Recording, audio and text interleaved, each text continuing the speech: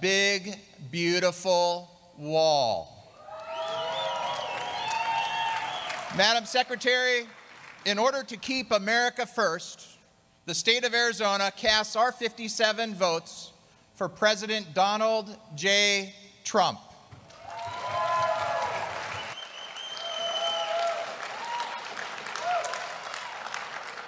Pursuant to the announcement of the delegation and the rules and procedures of this convention, Arizona, 57 votes, President Donald Trump.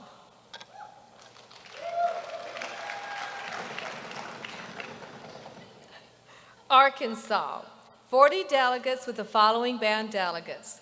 40 delegates, President Donald Trump. Madam Secretary, Arkansas, the natural state, the reddest state not only in the South, but in the entire nation. The home of Johnny Cash of country music fame and Daisy Bates, civil rights leader to the Little Rock Nine, both of whom will be memorialized in the U.S. Capitol. The #1 producer of rice, 49% of the nation's rice is raised by Arkansas farmers. The world shops at Arkansas-based Walmart and dines on Tyson Foods. As Arkansas and travelers flood to the national Buffalo River on a daily basis, they also dig for diamonds at the nation's only diamond mine. Arkansas, the state that gave Donald J. Trump a 30% margin of victory over former resident Crooked Hillary, and will do so again over the radical Democratic ticket that has emerged out of the D.C. swamp. Arkansas proudly cast its 40 votes for Donald J. Trump.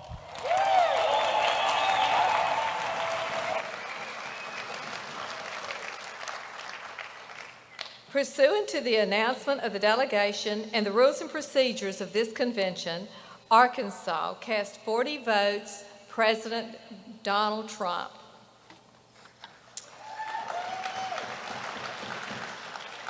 California, 172 delegates with the following bound delegates.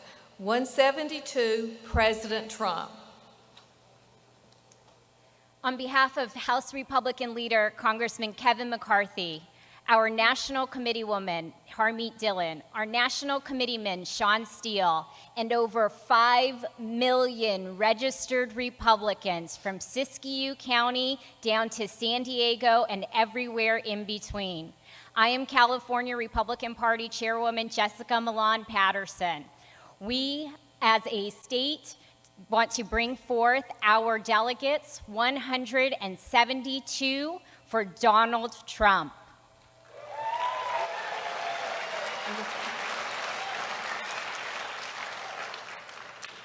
Pursuant to the announcement of the delegation and the rules and procedures of this convention, California cast 172 votes for President Trump.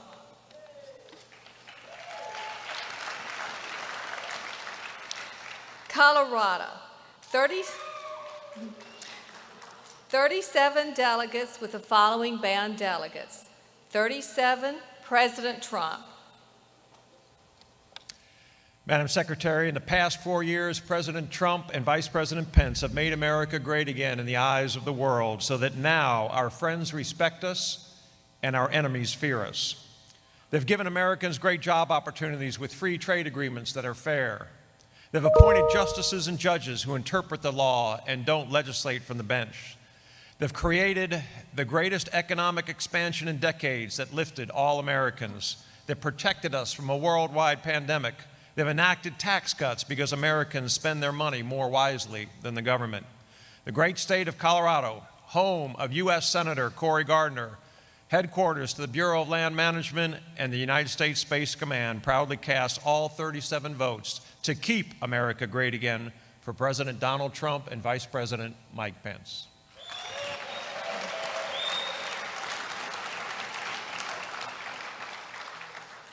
Pursuant to the announcement of the delegation and the rules and procedures of this convention, Colorado cast 37 votes, President Donald Trump.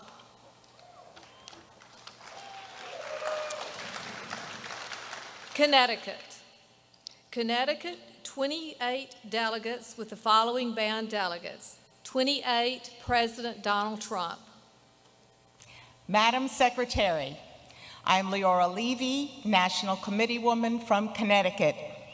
Connecticut, the nutmeg state, the Constitution state, and the arsenal of democracy. Also home to the champion Huskies women's and men's basketball teams. Connecticut proudly carries the legacy of self-government even before the American Revolution. Through the Connecticut Charter granted by King Charles in 1662.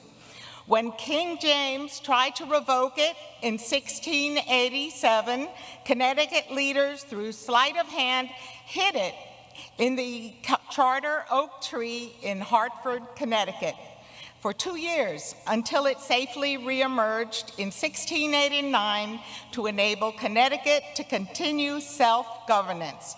Today, as a proud and independent nutmegger, I proudly cast 28 spicy votes for President Donald J. Trump and American greatness.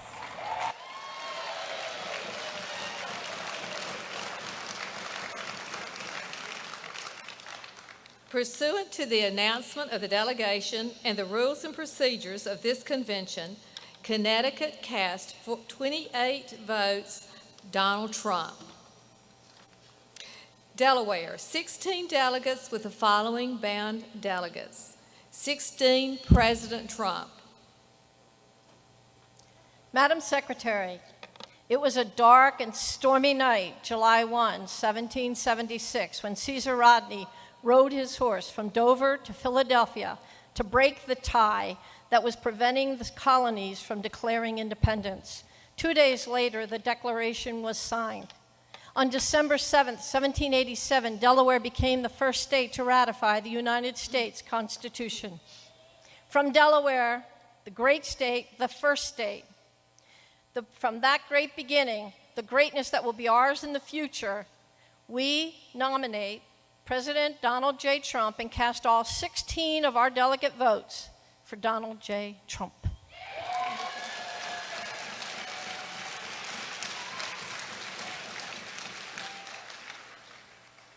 Pursuant to the announcement of the delegation and the rules and procedures of this convention, Delaware cast 16 votes, President Trump. The District of Columbia, 19 delegates with the following bound delegates. 19, President Trump. Madam Secretary, in 1855, the Washington, D.C. Republican Party was founded on principles of abolition of slavery and promotion of liberty. We are proud to call the late civil rights hero Frederick Douglass, a former member and precinct captain. To carry on that legacy today, we are proud to cast all 19 votes for Donald J. Trump.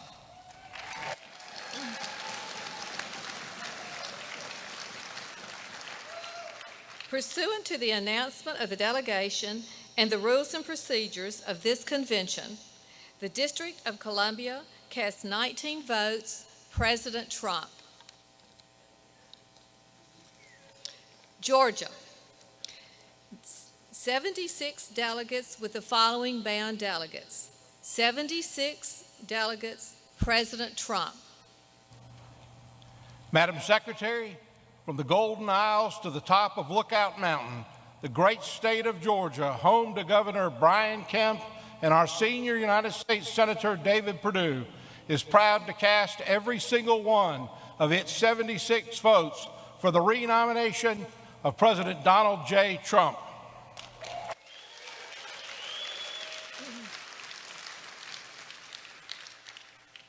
Pursuant to the announcement of the delegation and the rules and procedures of the convention, Georgia cast 76 votes for President Donald Trump.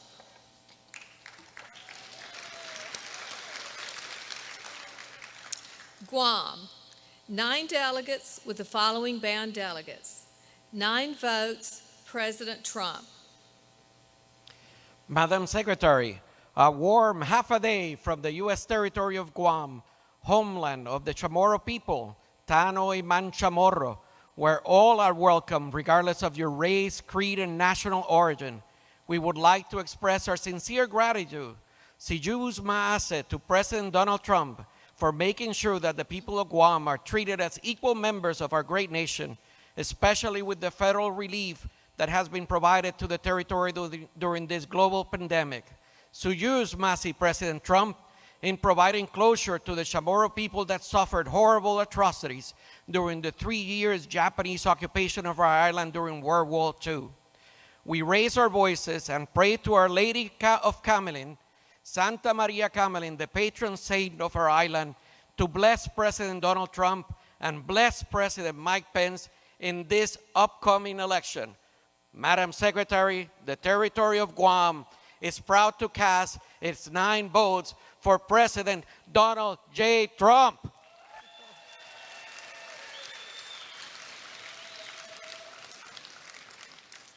Pursuant to the announcement of the delegation and the rules and procedures of this convention, Guam cast all 9 votes for President Trump.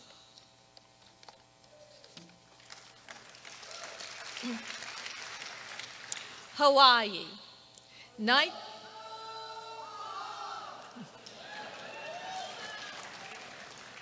19 delegates with the following, with the following bound delegates. 19 delegates, President Donald Trump. Aloha mai kako. Madam Secretary, I speak to you in behalf of Republicans in the Democrat-controlled state of Hawaii. While we are the Aloha state, it is the safest, healthiest, and happiest state in the Union. We can only attribute this to the great weather and wonderful people that make up our great state of Hawaii. Madam Secretary, we cannot attribute any of Hawaii's success or attractive qualities to the 60 years of failed leadership by Hawaii Democrats. Despite Democrat control and Democrat subversion in Hawaii, President Trump's leadership has helped Hawaii survive and prosper in difficult times. Hawaii and the nation need 4 more years of President Trump, so I proudly cast all 19 of Hawaii's votes for the re-election of Donald J. Trump.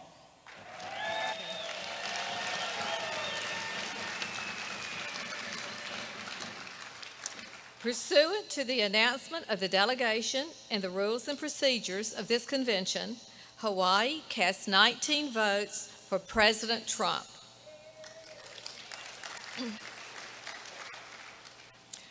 Idaho, 32 delegates with the following bound delegates. 32, President Trump.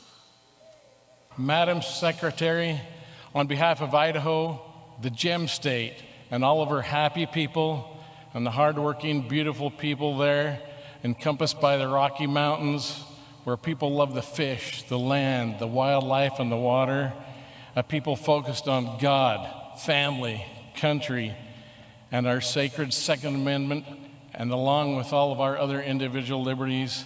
And because of those important and in defense of those individual liberties, I am proud to cast all of Idaho's votes, 32 votes, to Donald John Trump.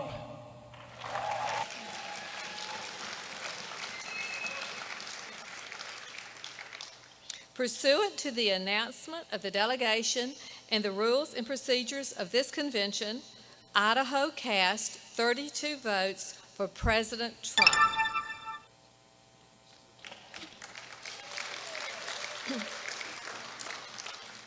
Illinois, 67 delegates with the following bound delegates. 67, President Trump. Greetings to you all. Home of the first Republican president of the United States, Abraham Lincoln, and the birthplace of Ronald Reagan. I proudly cast 67 votes for our president and the next President of the United States, Donald J. Trump.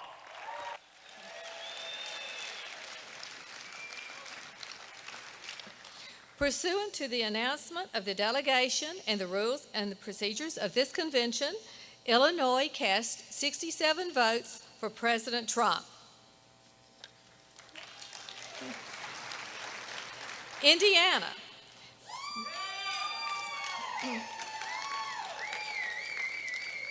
"58 delegates with the following bound delegates. 58, President Donald Trump. Madam Secretary, I'm Kyle Hupfer, the Indiana Republican Party Chairman. The Hoosier State is proud this morning. Proud on the day after the 104th running of the Indianapolis 500 to be the global capital of racing. Proud to produce the best basketball in the world with legends like Larry Bird, Oscar Robertson, and Bobby Knight. Proud to have one of the strongest and most popular state leaders in the country in our governor, Eric Holcomb. Proud that Indiana was first on the board in 2016 for our president, Donald J. Trump. But what we are most proud of today is that Indiana's own Michael R. Pence has been nominated as Vice President of the United States of America. This November, Indiana will once again be the first state called to keep the Trump-Pence administration in the White House for 4 more years. Indiana is proud to cast all of our 58 votes to keep America great again by unanimously supporting Donald J. Trump for President of the United States of America.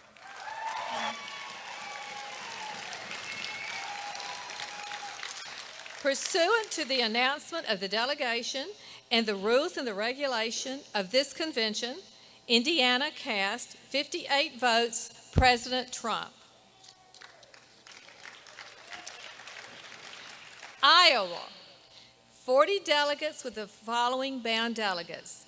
40 for President Trump. Thank you, Madam Secretary. Mr. President, first of all, on behalf of all Iowans, our deepest sympathies and condolences to you and the First family for the loss of your brother, Robert. May his memory be eternal, sir. As you know, Iowa on August 10th experienced a devastating derecho storm, but Iowans are resilient. We thank you and our representatives for the swift, decisive, and continued action, which was done in record speed. Mr. President, I'm a CEO and entrepreneur. On election night in 2016, I had 400 employees. Today, we have almost 4,000. Thanks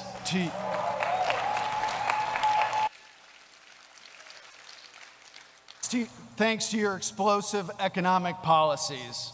In short, sir, you're crushing it.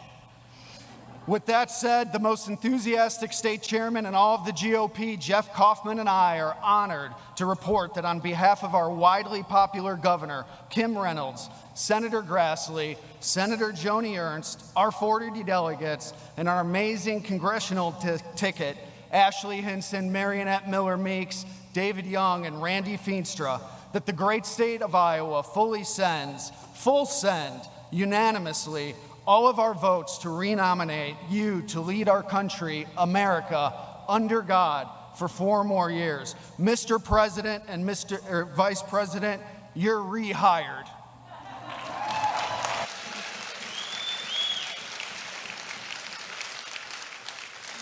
Pursuant to the announcement of the delegation and the rules and the procedures of this convention, Iowa cast 40 votes, President Trump. Kansas, 39 delegates with the following bound delegates. 39, President Trump. Madam Secretary, on behalf of the great state of Kansas, the wheat state, where as our great country is celebrating the centennial of women's right to vote, in Kansas we celebrate that Kansas Republicans were electing Republican women to office before there was a 19th Amendment.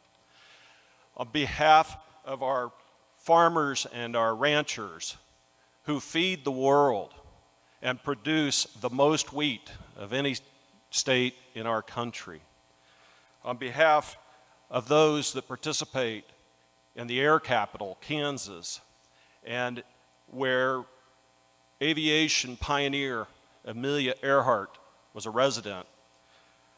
Thank you, President Trump, for making America great and making Kansas great. Madam Secretary, Kansas is proud to cast its vote, all 39 votes, for President Donald J. Trump.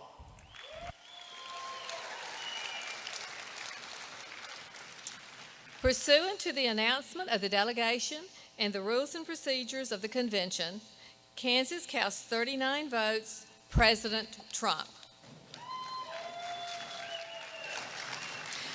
Kentucky. Kentucky, 46 delegates with the following bound delegates. 46, President Trump. I am Casey Crosby, the National Committee Woman from the state of Kentucky. Madam Secretary, the Commonwealth of Kentucky is proud to call him our own. We will re-elect the United States Senator from Kentucky, our leader, Mitch McConnell. Together, President Trump and Mitch McConnell have completely transformed the judicial system. Just imagine what they can do in another term. So it is with great pride from the state that is known for the best bourbon in the world and the fastest horses that we are proud to cast all 46 votes for Donald J. Trump.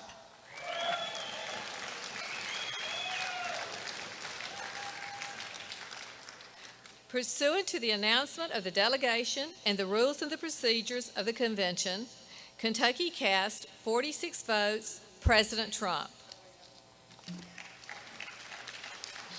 Louisiana, 46 delegates with the following bound delegates.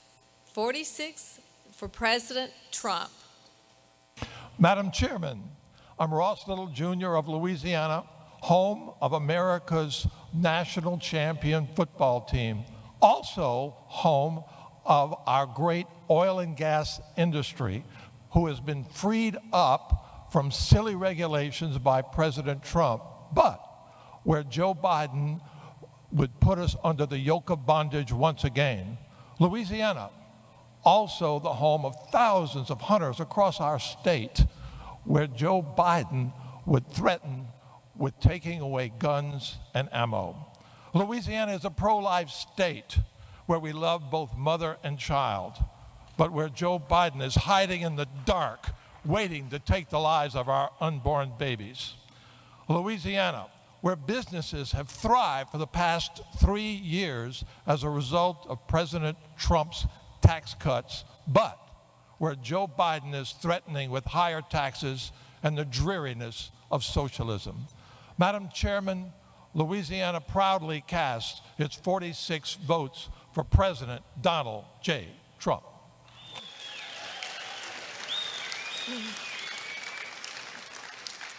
Pursuant to the announcement of this delegation and the rules and procedures of the convention, Louisiana cast 46 votes, President Trump.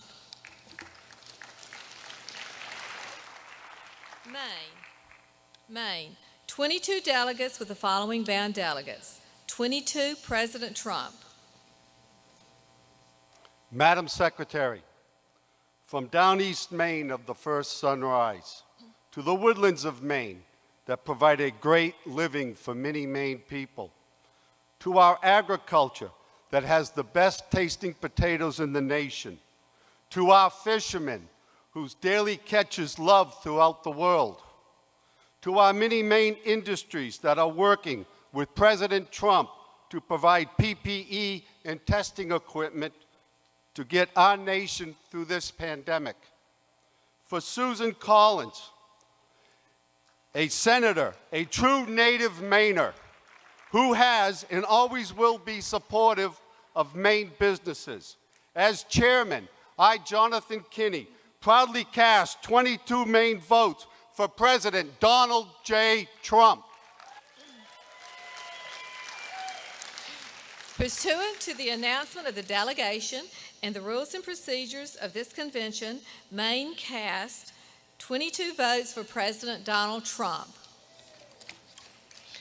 Maryland, 38 delegates with the following bound delegates. 38, President Trump. I'm David Bossie, Chairman of the Maryland delegation. George Washington resigned his commission in the Continental Army in our State House in Annapolis to become our nation's first president. And Maryland is home to Brookville, which served as the capital of the United States in 1814 for a day when the British Army was burning the White House.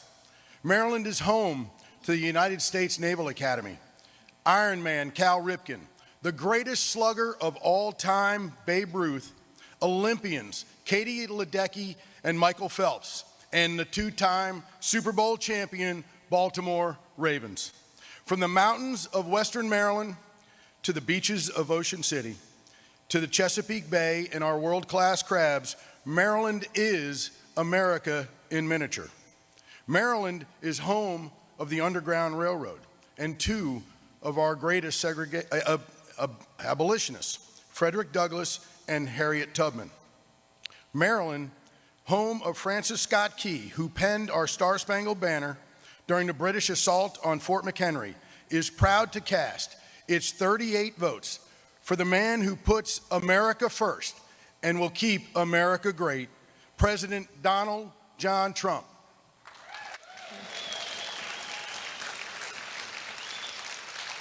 Pursuant to the announcement of the delegation and the rules and the procedures of this convention, Maryland cast 38 votes, President Trump. Massachusetts, 41 delegates with the following bound delegates. 41, President Trump. Madam Chairwoman, I'm Sheriff Tom Hodgson, Chairman of the Trump re-election campaign and co-chairman of America's Sheriffs for Trump. Madam Chairwoman, Massachusetts is the home of the mighty Minutemen and Paul Revere, who bravely and courageously helped to create our republic. We are the home of the 2nd, 6th, 35th, and 41st presidents of the United States.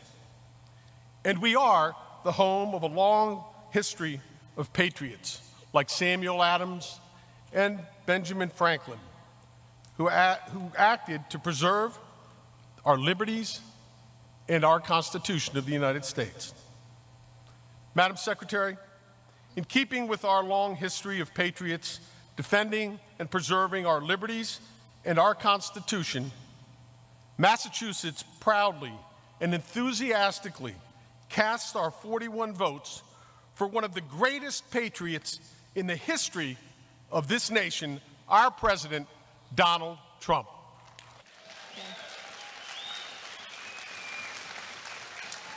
Pursuant to the announcement of the delegation and the rules and the procedures of the convention, Massachusetts cast 41 votes, President Trump.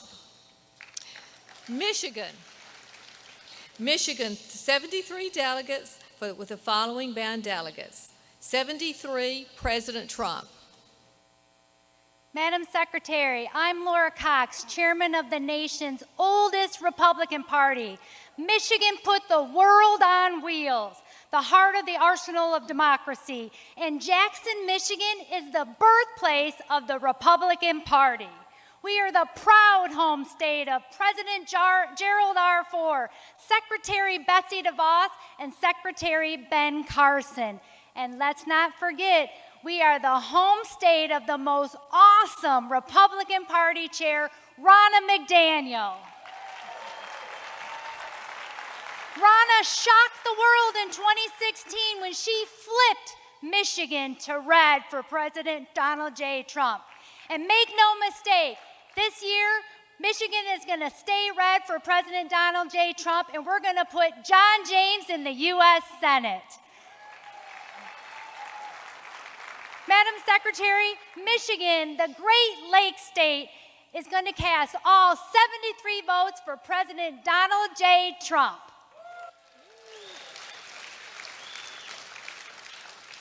Pursuant to the announcement of the delegation and the rules and the procedures of this convention, Michigan cast 73 73 votes for President Trump. Minnesota, 39 delegates with the following bound delegates. 39, President Trump. Hello, I'm Mike Lindell, and I'm chairman of the Minnesota delegation.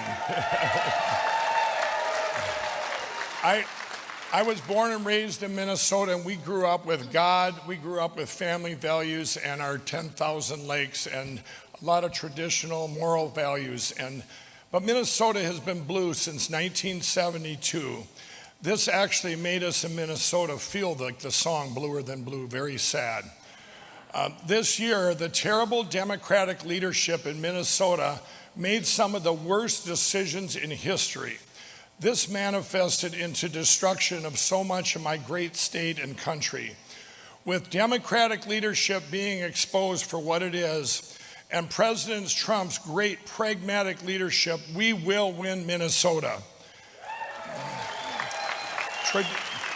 Traditional Democrats are flipping in Minnesota, and now they are Democrats for Trump. Just this week, the polls are now even in Minnesota.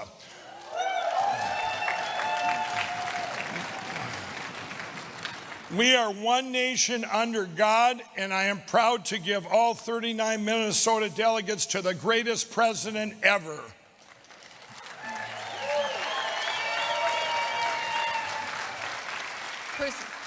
Pursuant to the announcement of the delegation and the rules and procedures of this convention, Minnesota cast 39 votes for President Donald Trump.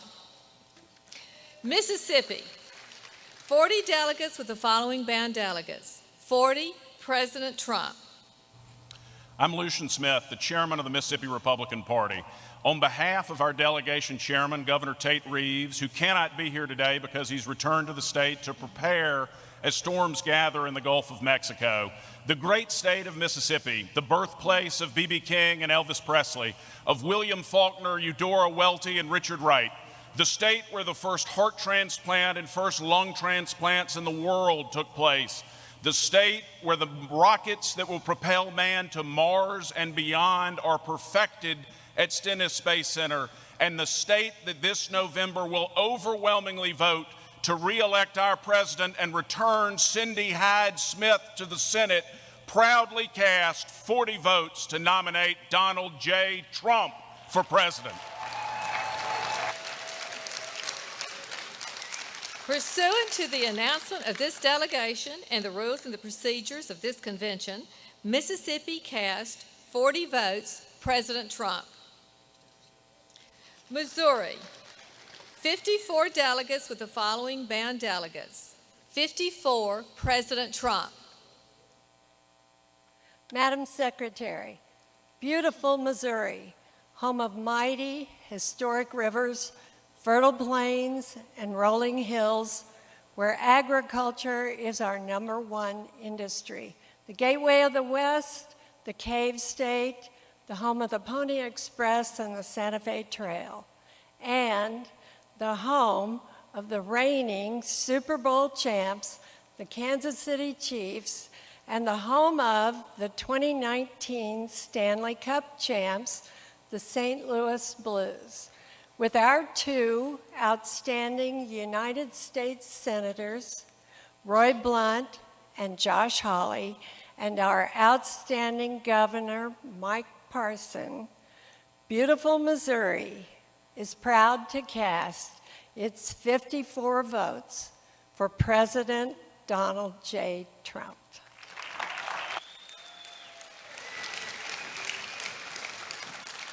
Pursuant to the announcement of this delegation and the rules and the procedures of this convention, Missouri cast 54 votes, President Trump.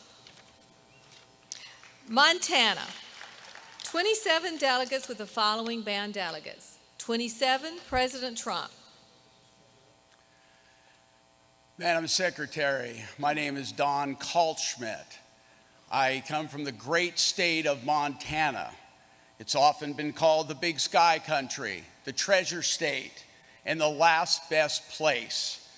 But currently, we are affectionately calling it Trump-tana.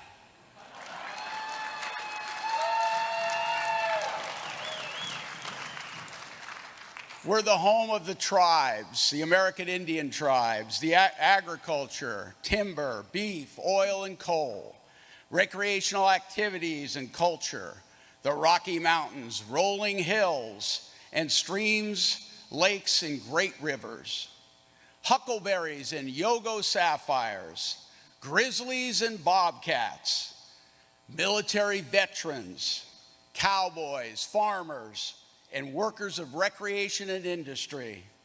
We fish, we hunt, we boat, and we have at least 5 guns in every home.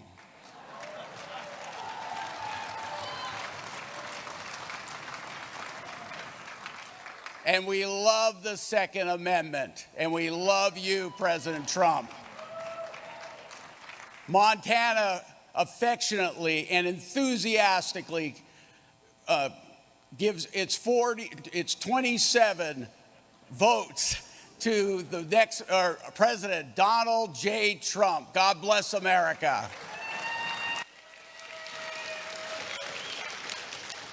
Pursuant to the announcement of the delegation and the rules and procedures of this convention, Montana cast 27 votes, President Trump. Nebraska, 36 delegates with the following band delegates. 36, President Trump. Madam Secretary, great to be here with you today. I'm Dan Welch, Chairman of the Nebraska Republican Party. Nebraska is the Cornhusker State. We're the big red state and home to some of the greatest people in the world. I'm joined by some of those people, National Committee Man J.L. Spray, National Committee Woman Lydia Brosh. I'm also with fellow delegates, Cindy Allen, Ron Schmidt, and Teresa Thibodeau.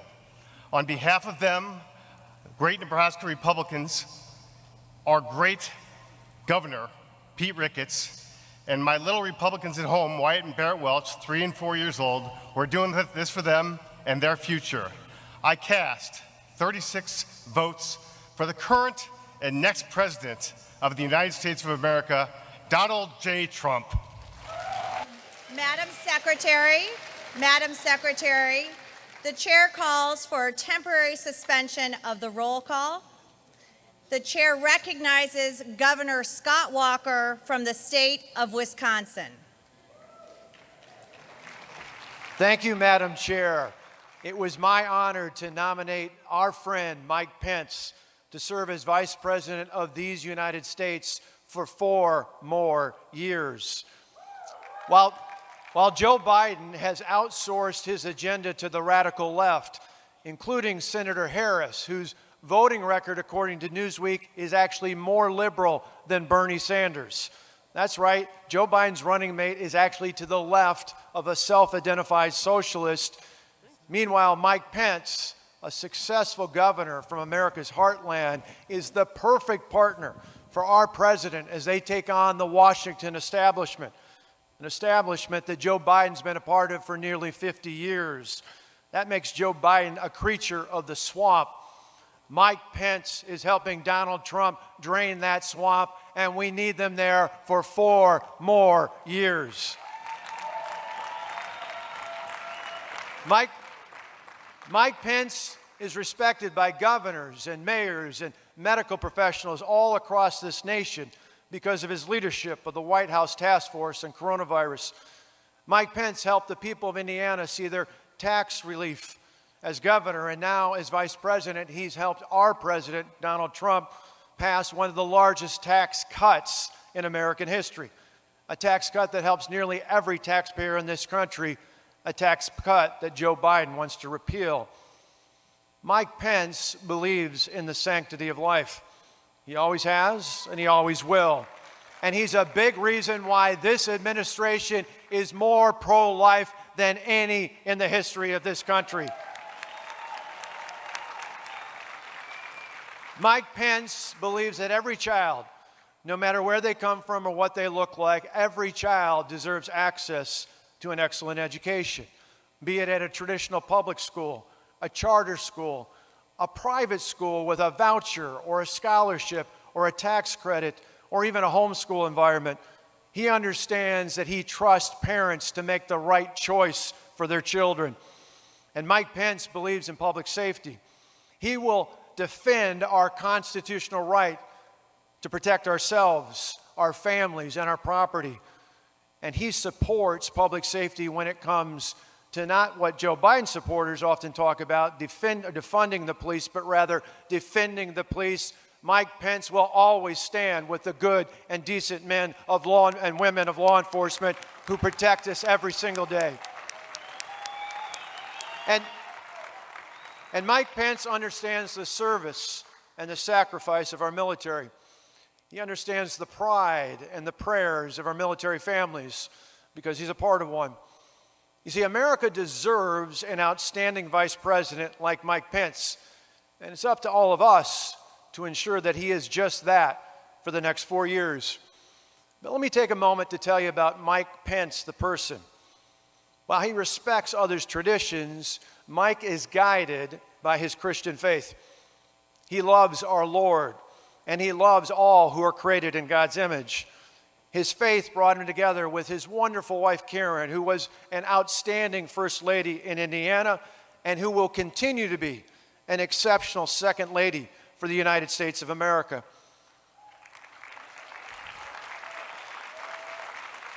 Mike always asks about my sons, Matt and Alex, because he understands the importance of family.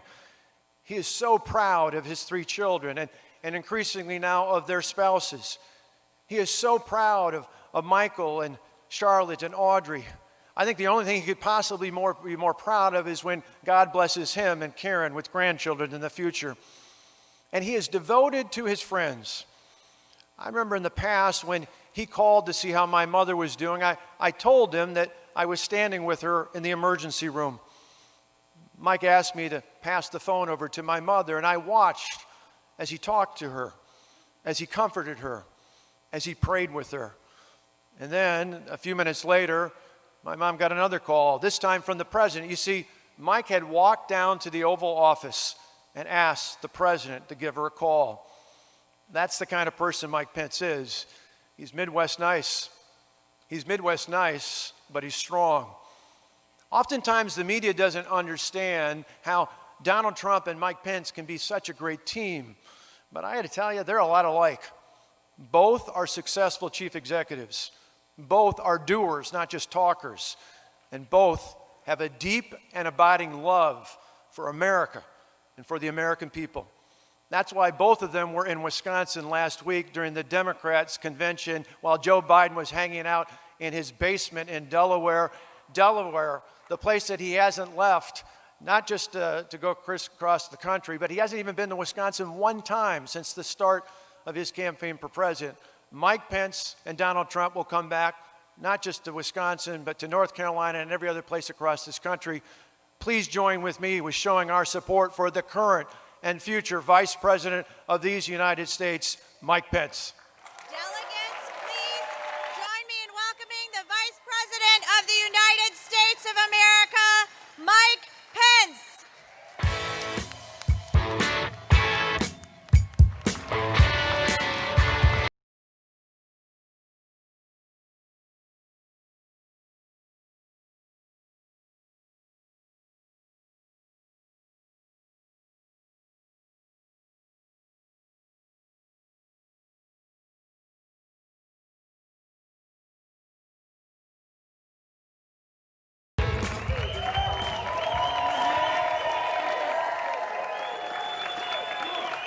Well, hello, Charlotte.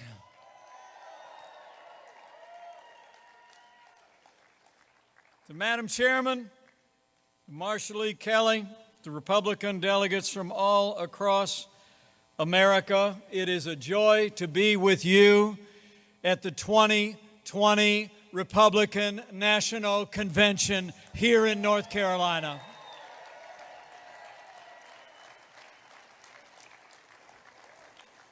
And I want to thank you all for that warm welcome. But I also want to thank a great friend of mine who was a great leader in the state of Wisconsin and is one of the great conservative voices in our party today. Would you join me in thanking Governor Scott Walker for those wonderful and gracious words?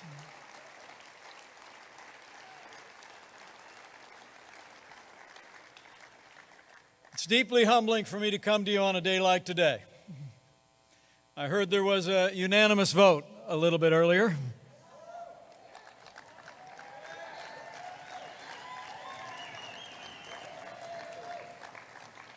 And I'll have more to say about that at Fort McHenry on Wednesday night. But let me just say, a moment like this in my life, I just can't help but think of those ancient words. Who am I? And who is my family that you've brought us this far? And I want to thank you for the honor of this day.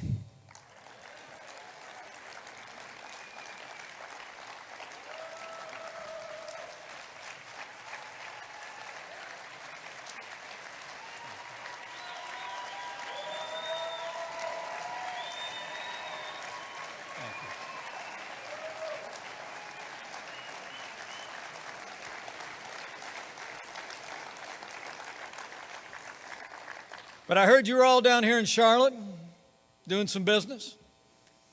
The beginning of a great week for the Republican National Convention.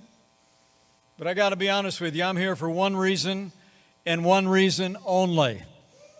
And that is not just the Republican Party, but America needs 4 more years of President Donald Trump in the White House.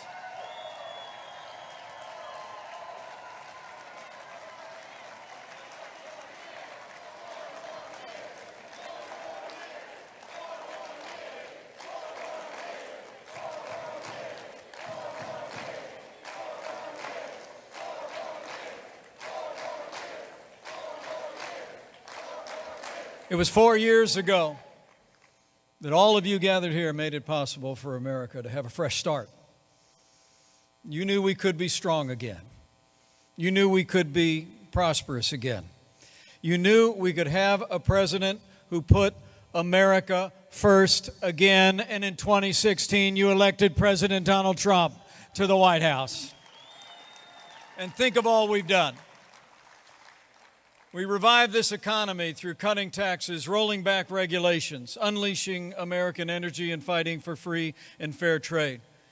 And after years of budget cuts, this president rebuilt our military. We restored the arsenal of democracy, and we're once again giving our soldiers, sailors, airmen, Marines, and Space Force the resources that they need to defend this nation every day.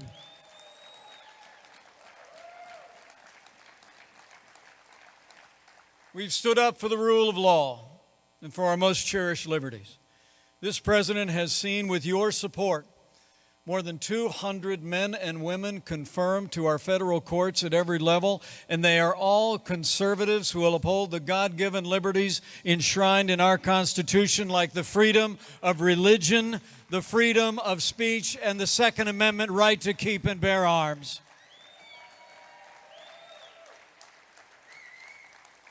And I couldn't be more proud to be vice president to a president who stands without apology for the sanctity of human life.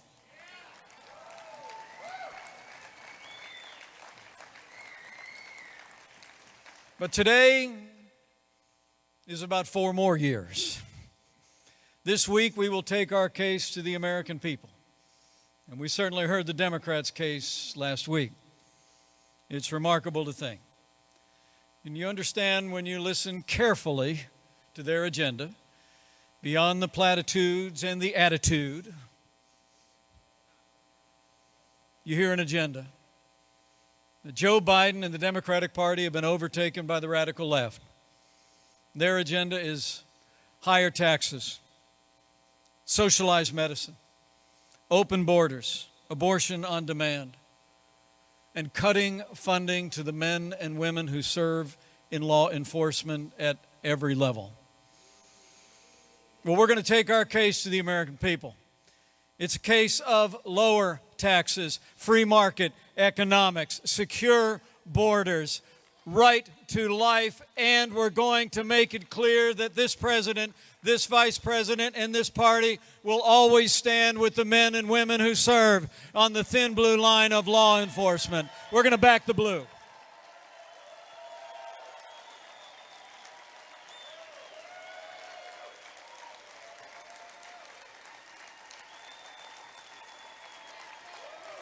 Good.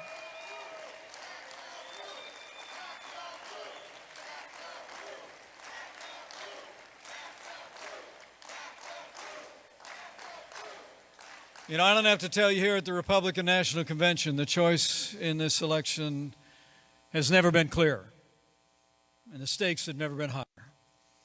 And we'll be taking our case to the American people this week, but it'll be you and the millions of Americans involved in our party in every state and territory of this nation who will be carrying that message to the phone lines and to the front doorsteps of the American people.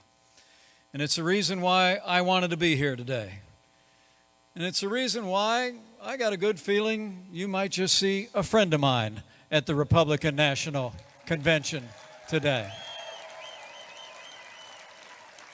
Because we wanted to say thank you. We wanted to say thank you for all the work that you have done and all the work that you will continue to do on the days ahead. In the car on the way here after I landed in Charlotte, I was on the phone with more than 5,000 volunteers all across America. We're going to be getting people together in your state and in every state and territory across this land.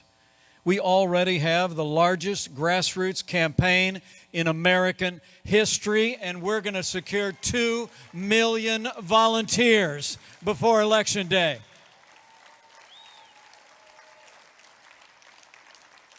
As it really is about re-electing this president for 4 more years, but it's also about an agenda.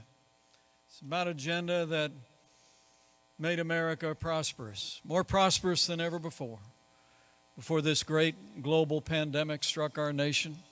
More Americans were working than ever before. We were setting records in this economy left and right.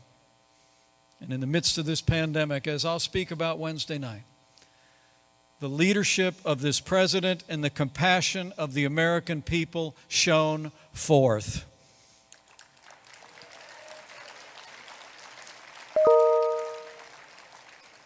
And we'll continue to work every day until we put this coronavirus in the past. And when we re-elect President Donald Trump, remember it's going to be 4 more years. That means more jobs. 4 more years means more judges. 4 more years means more support for our troops and our cops.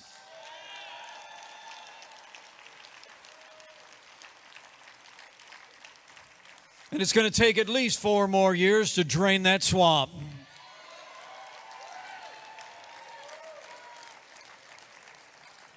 So, men and women of the Republican National Convention, it's on.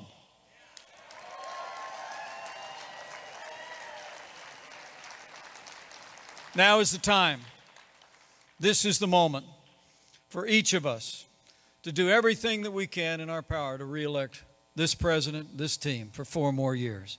But let's also do our part to re-elect and elect Republicans up and down the ballot. Let's re-elect the Republican majority in the United States Senate, and let's make sure that Leader Kevin McCarthy is Speaker. Kevin McCarthy in a new Republican majority in the United States House of Representatives.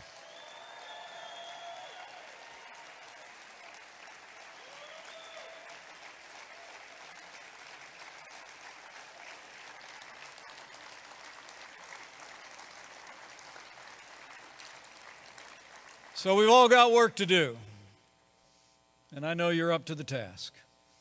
I saw the way this party, this movement, led our nation back in 2016, and I just know each and every one of you are going to do your part this year to re-elect this president and elect and re-elect Republicans with strong, sound, conservative principles every day. Because, you know, I heard the other day that democracy is on the ballot. But I think we all know the economy is on the ballot. Law and order is on the ballot.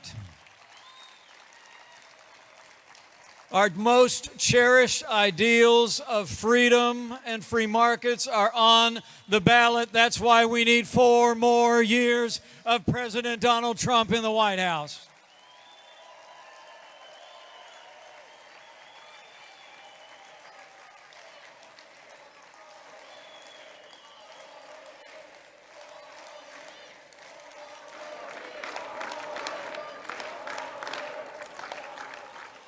So I'm going to slip away because I have a feeling somebody else will be here before too long.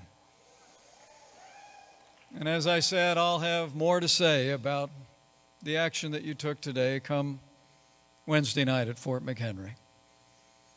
But I mean to tell you, it's the greatest honor of my life to be your vice president. And I'm going to work my heart out to be your vice president for 4 more years.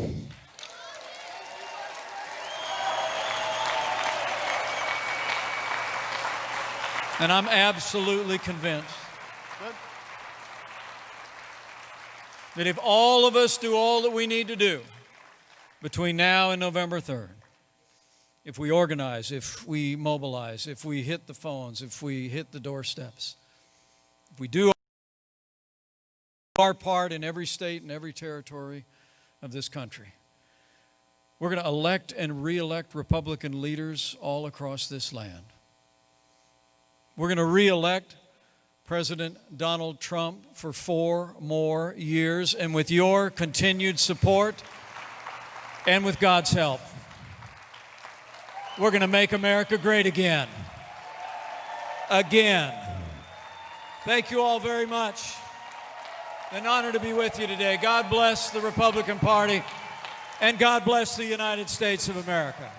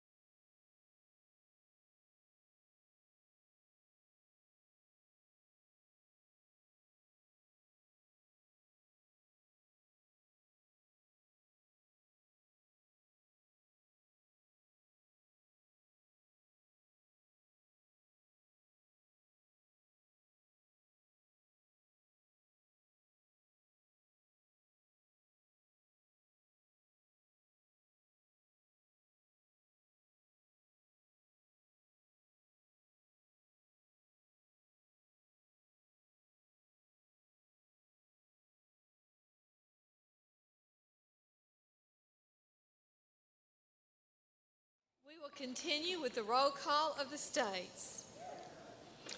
And pursuant to the announcement of the delegation and the rules and procedures of this convention, Nebraska cast 36 votes for President Donald Trump.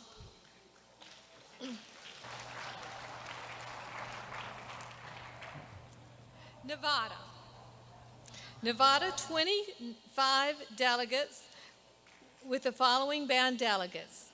25, President Trump. Madam Secretary, I'm Chairman Michael J. McDonald from the great state of Nevada. Home to Congressman Mark Amodei. Home to the Las Vegas Knights. Home to the Las Vegas Raiders. Nevada's battle-born state. Admitted to the Union by our first Republican president, Abraham Lincoln, just 1 week before the election in 1864.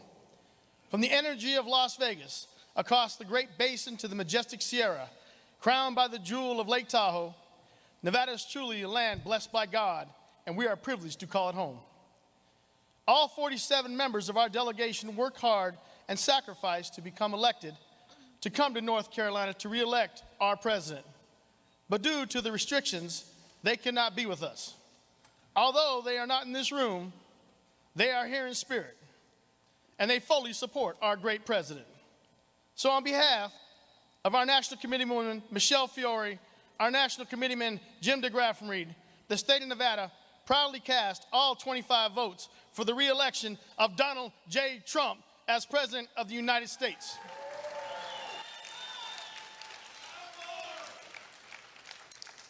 Pursuant to the announcement of the delegation and the rules and procedures of this convention, Nevada cast 25 votes, President Trump.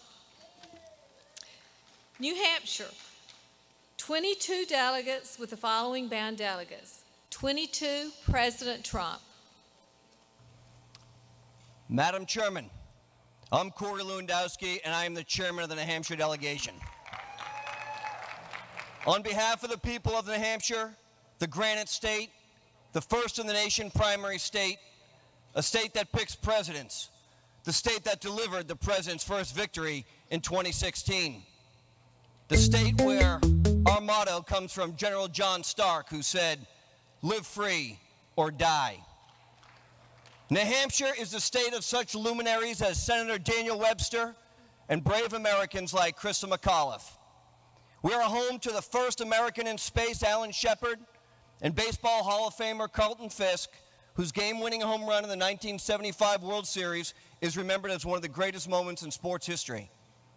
New Hampshire is known for our maple syrup, comedian Adam Sandler, poet Robert Frost, and New York Times best-selling author Corey Lewandowski. New Hampshire, the state that called the 14th President Franklin Pierce home, and the state of hard-working, God-loving Americans who stand for the flag and kneel only for God. Madam Chairman, I hereby cast all 22 delegates to my friend and the President of the United States, Donald John Trump.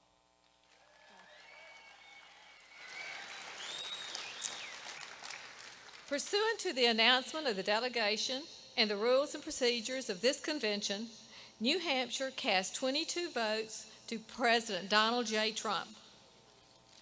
New Jersey, 49 delegates with the following bound delegates. 49, President Trump.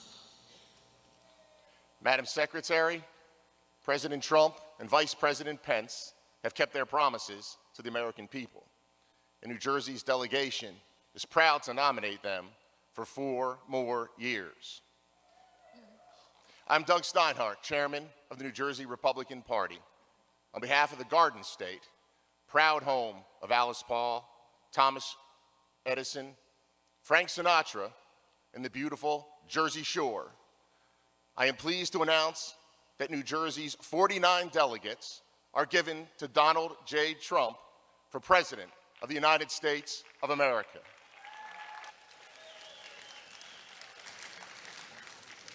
Pursuant to the announcement of the delegation and the rules and procedures of the convention, New Jersey cast 49 votes for President Trump. New Mexico, 22 delegates with the following bound delegates. 22, President Trump.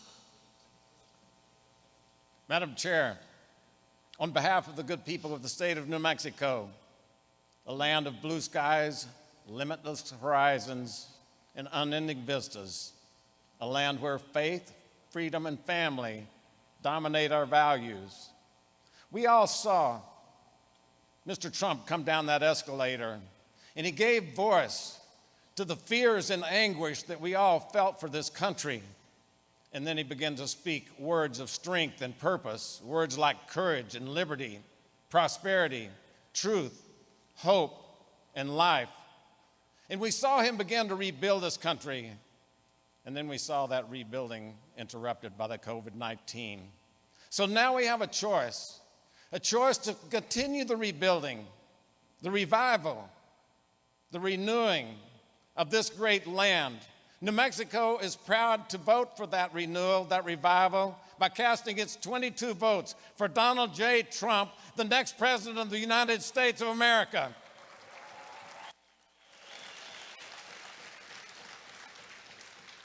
Pursuant to the announcement of this delegation and the rules and procedures of the convention, New Mexico cast 22 votes for President Trump. New York, 94 delegates with the following bound delegates. 94, President Trump. Hello, my name is Nick Langworthy. I'm proud to serve as chairman of the New York Republican Party. New York is the proud birthplace of our great president, Donald J. Trump. It is where he raised his family, where he built his business. Our president embodies what it means to be New York tough. And when New York was facing some of its darkest hours a few months ago, our president stepped up and delivered for the people of the state of New York.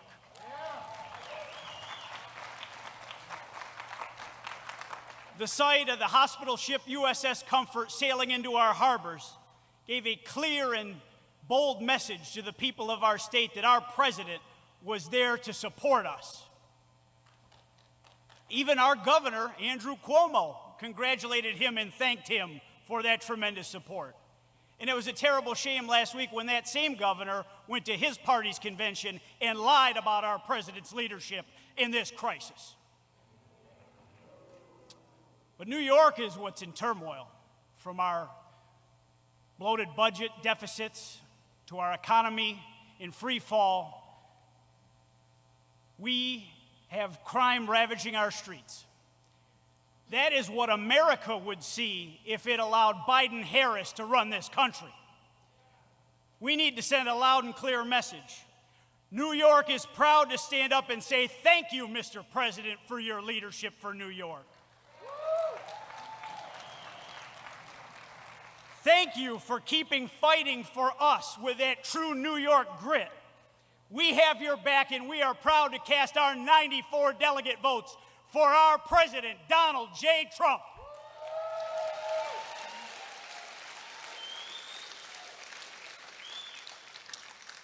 Pursuant to the announcement of this delegation and the rules and procedures of this convention, New York cast 94 votes for President Donald J. Trump. North Carolina,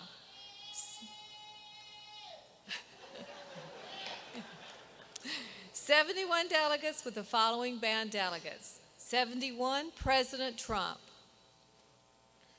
History is made in North Carolina with our first settlements in the late 1580s and as one of the original 13 colonies.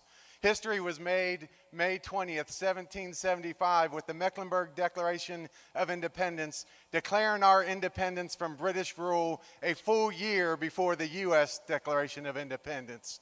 History was made in 1795 with the first public university in America, the University of North Carolina. Today, it's the home of North Carolina A&T State University, the largest historic black college in America. History was made in 1903 when the Wright brothers, two boys from Ohio, came to the superior climate of North Carolina to try their new flying contraption. History was made in 1922 when WBT became first commercial radio stations in the country and is still broadcasting today just a few miles down the street. History was made in 2010 when, for the first time since the Civil War, Republicans won the control of both the North Carolina House and Senate, and while they inherited close to $6 billion in debt and budget deficits from the Democrats, they quickly turned that into an $11 billion surplus while passing the largest tax cut in North Carolina history. The Carolina comeback is real, and it continues, and it will get better when we elect Dan Forest as our next governor, and we return Senator Tom Tillis to the Senate. And history will be made in 2020 when North Carolina leads the nation in re-electing President Donald J. Trump. North Carolina proudly cast all 71 votes for President Trump.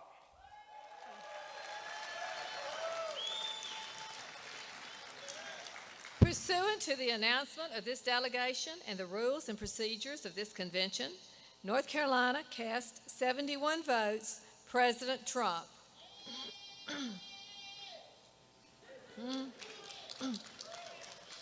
North Dakota, 29 delegates with the following band delegates. 29, President Trump. Madam Secretary, my name is John Trandom, Chairman of the North Dakota delegation. North Dakota is home to the biggest Republican in this room, outgoing National Committee woman Sandy Beeler. We're thankful for her service. North Dakota is the safest state in the nation because we respect life, because we value family as the cornerstone of our society, because we support private enterprise, because we exercise our Second Amendment rights, because we stand for our flag, for our military, for our police, and because we prayerfully support our president and vice president. North Dakota's 29 delegates proudly cast all of their votes for President Donald J. Trump.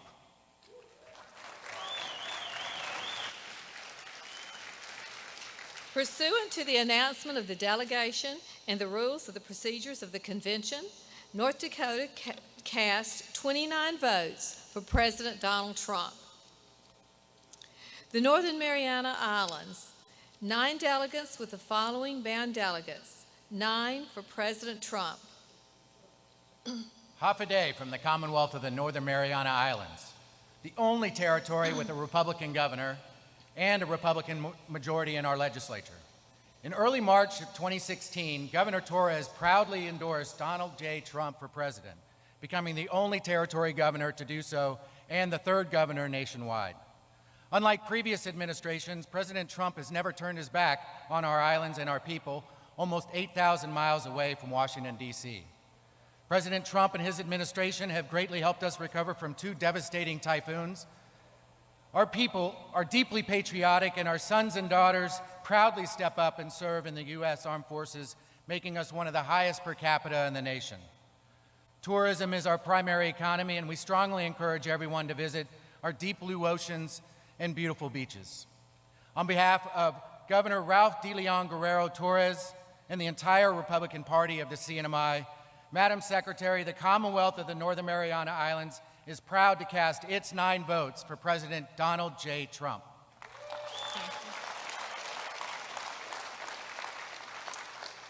Pursuant to the announcement of this delegation and the rules and procedures of this convention, Northern Mariana Islands cast 9 votes, President Trump. Ohio, 82 delegates with the following bound delegates. 82, President Trump. Madam Secretary, I stand for the state of Ohio.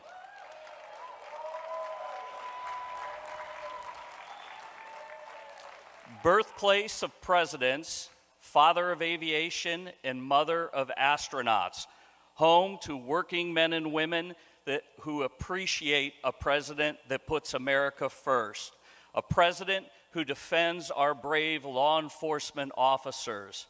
I am Bob Paduchik, son of Anthony and Judy Paduchik, and I cast Ohio's 82 votes for Donald John Trump.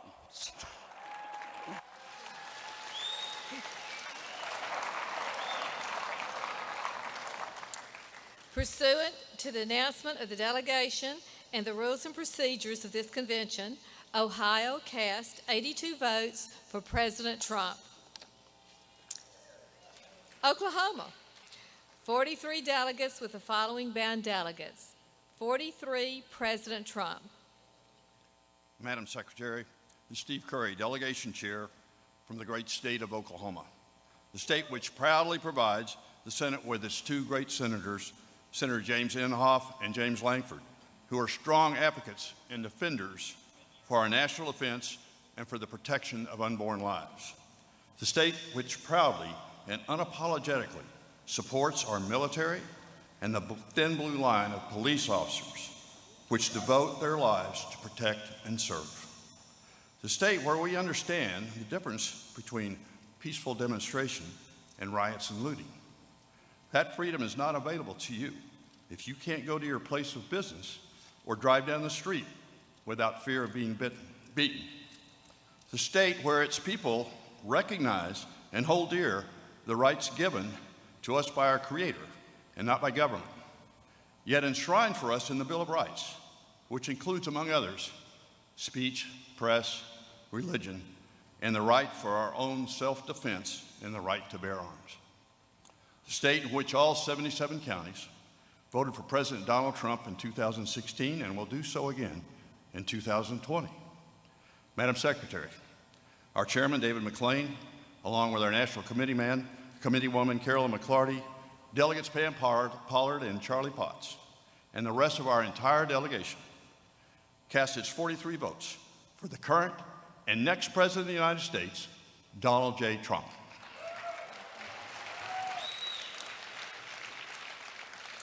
Pursuant to the announcement of the delegation and the rules and procedures of the convention, Oklahoma cast 43 votes for President Donald J. Trump.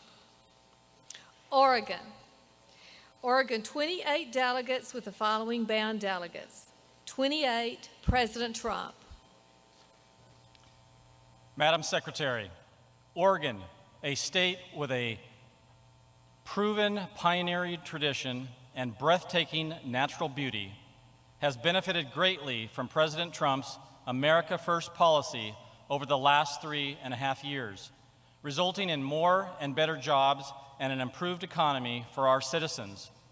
In stark contrast to our failed governor and the feckless mayor of Portland, along with the Democrat presidential candidate in hiding,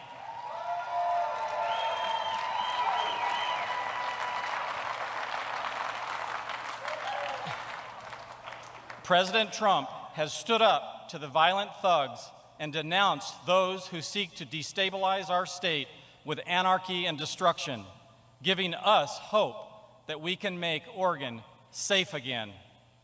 And even though COVID-19 has reduced the size of this convention, it has not reduced our enthusiasm for renominating President Trump and Vice President Pence for 4 more years.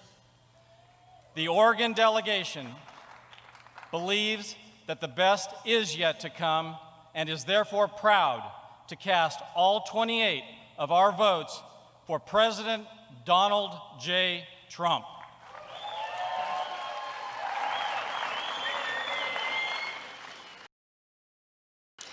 Pursuant to the announcement of the delegation and the rules and procedures of this convention, Oregon cast 28 votes for President Donald J. Trump. Pennsylvania, 88 delegates with the following bound delegates. 88, President Trump. Madam Secretary, I'm Lou Barletta, Chairman of the Pennsylvania delegation. I'm honored to represent the great Commonwealth of Pennsylvania, also known as the Keystone State. As one of the first members of Congress to endorse then candidate Donald Trump, Pennsylvania was the keystone that put Donald J. Trump in the White House with its electoral votes at 2 a.m. on election night, and we will do that again in 2020. I'm proud to cast Pennsylvania's 88 votes for the president that will make sure that we kneel when we pray and we stand for the flag, President Donald J. Trump.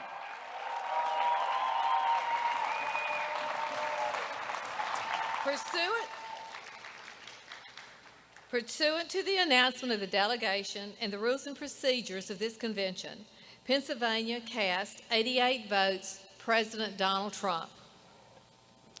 Puerto Rico, 23 delegates with the following bound delegates. 23, President Trump. Madam Secretary, I'm Kevin Romero, and I'm the youngest delegation chair in this great and historic convention. The territory of Puerto Rico and us, in representation of 3.2 million strong and resilient American citizens, and to express our gratitude to our president and our amazing nation, with a view of achieving statehood, equality, and our shared American prosperity, and reminding us all of the bloodshed and the sacrifice of hundreds of thousands of Puerto Ricans and all the patriots that have served our great American armed forces, we proudly cast all our 23 votes for President Donald J. Trump.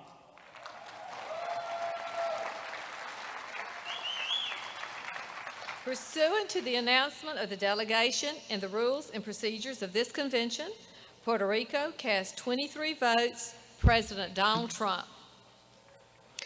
Rhode Island, 19 delegates with the following bound delegates. 19, President Trump. Rhode Island, the ocean state where we like to make waves, as evidenced just yesterday by the hundreds of boats that cruised Narragansett Bay to rally for President Donald Trump. We have a long history of being rebels, from our founding on the basis of religious freedom to the independent man standing atop our state house. As the minority party in the smallest state, we carry on the tradition by standing up to the tyranny of 8 decades of one-party rule. We put forth common sense policies to help everyday Rhode Islanders who love coffee, milk, and doughboys, dip their clam cakes in chowder, celebrate the nation's oldest 4th of July parade, cherish our memories of Rocky Point, light the water on fire, and yes, we eat a lot of calamari Rhode Island style. We believe in promises made and promises kept, and we know that the best is yet to come. So the biggest little delegation of the state of Rhode Island proudly stands united to cast our 19 votes for President Donald J. Trump.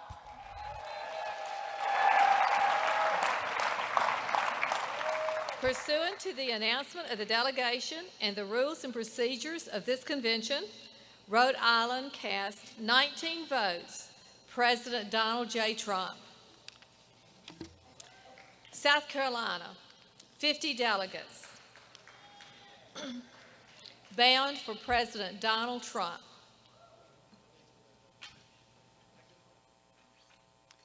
Madam Secretary, I'm Henry McMaster, delegate and governor of the great state of South Carolina, where my wife Peggy and I are proud owners of 2 of Mike Lindell's pillars.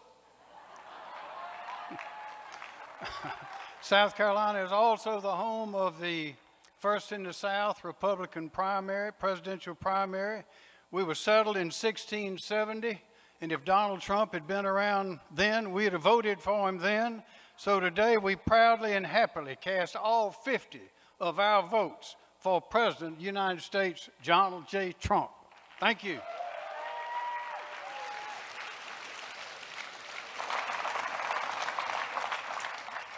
Pursuant to the announcement of the delegation and the rules and procedures of this convention, South Carolina cast 50 votes, President Donald J. Trump. South Dakota, 29 delegates with the following bound delegates. 29, President Trump. Madam Secretary, I am Christy Nome.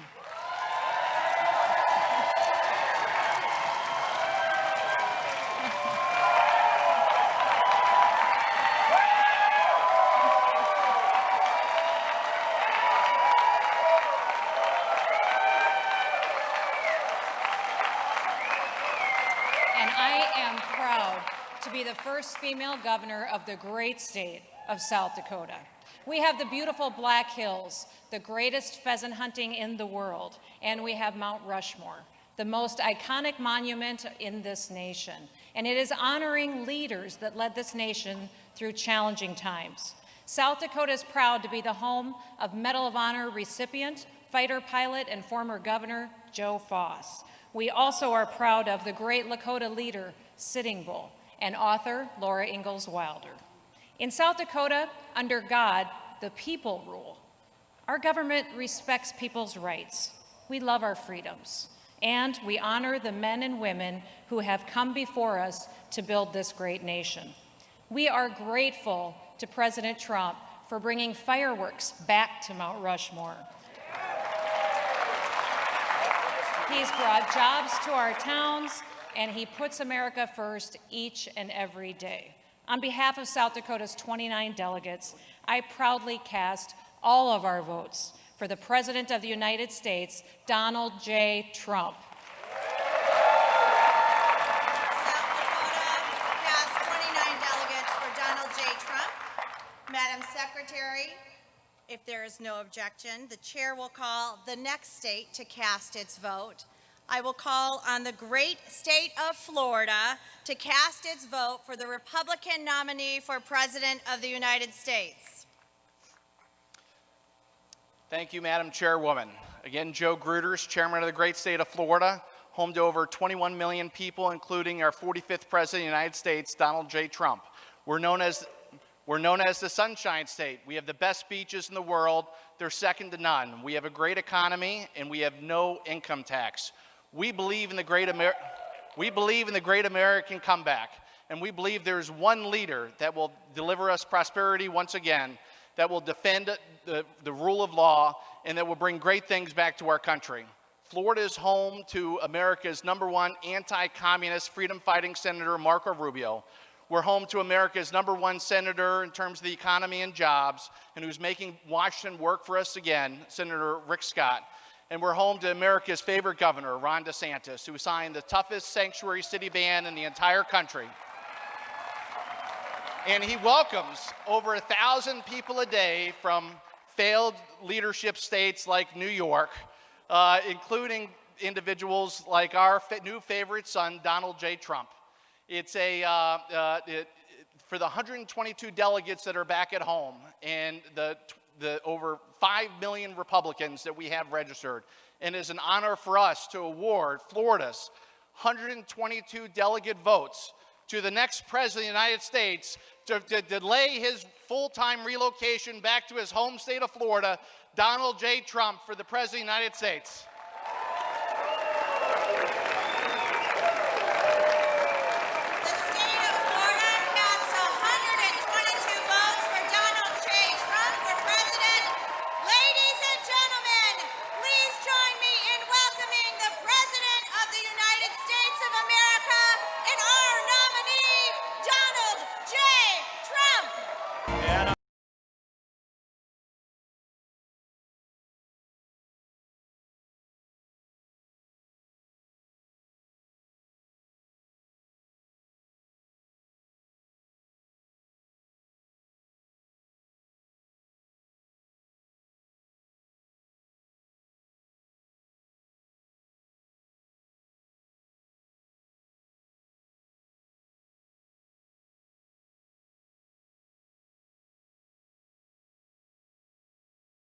Thank you.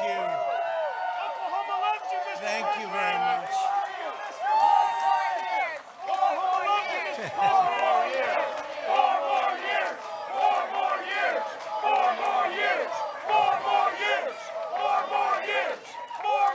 Now, if you want to really drive him crazy, you say 12 more years. Because we caught them doing some really bad things in 2016. Let's see what happens. We caught them doing some really bad things. We have to be very careful because they're trying it again with this whole 80 million mail-in ballots that they're working on, sending them out to people that didn't ask for them. They didn't ask, they just get them. And it's not fair, and it's not right, and it's not going to be possible to tabulate, in my opinion. It's just my opinion. We have to be very, very careful. And you have to watch, every one of you have to watch.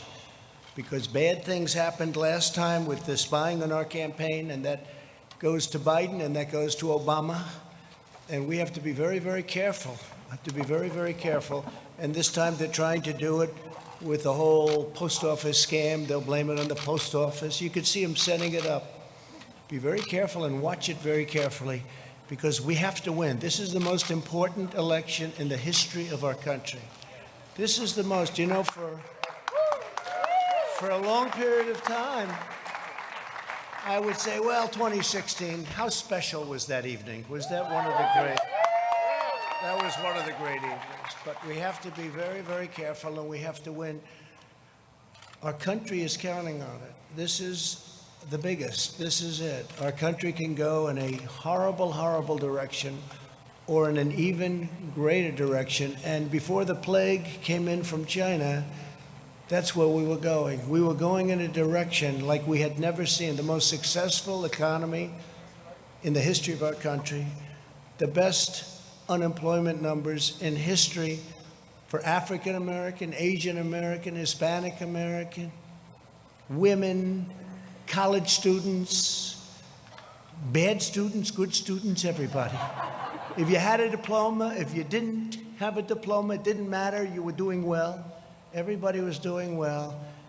And we were actually coming together. You know, success brings people together, maybe better than anything else. Success brings people. So many times they say, We're divided. Well, we were very divided under President Obama, very divided. People have no idea how divided. They didn't talk about it as much. They didn't say it as much. But we were really coming together.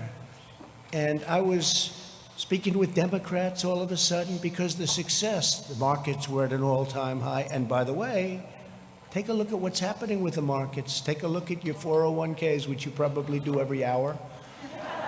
Take a look at your stocks. We're very close to breaking the record, and NASDAQ has already done it. You know, NASDAQ has broken the record, I think, 16 times already during a pandemic. Hopefully we'll call it the final phase of a pandemic. You know, Biden the other day said, no, he'd shut it down. He'd listen to some guy say, and he'd shut it down. We just broke a record on jobs, an all-time record. There's never been 3 months where we've put more people to work, over 9 million people. And again, we're just about ready to break the all-time stock market record. I mean, you look at it, we're just about ready to do it again. And what that means is everything else is going to follow. Very smart on Wall Street. Everything else is going to be there. The economy is coming up very rapidly. Our farmers are doing well. Our farmers are doing well because I got China to give them $28 billion because they were targeted by China. I got the farmers $28 billion, 16 and 12. That's why. So in spite of the pandemic, and our farmers did a great job in supplying food and all of the difficulties during this period of time, but we're getting ready to do things like nobody's ever seen before. But the best way to bring unity is success. Success brings unity, and we were there, and then we got hit with the plague. But we won't forget that. I just want to thank the people of North Carolina because, to be honest with you, I felt an obligation to be here. You have a governor who's in a total shutdown mood. I guarantee on November 4th, it'll all open up. It'll be fine, like most other states.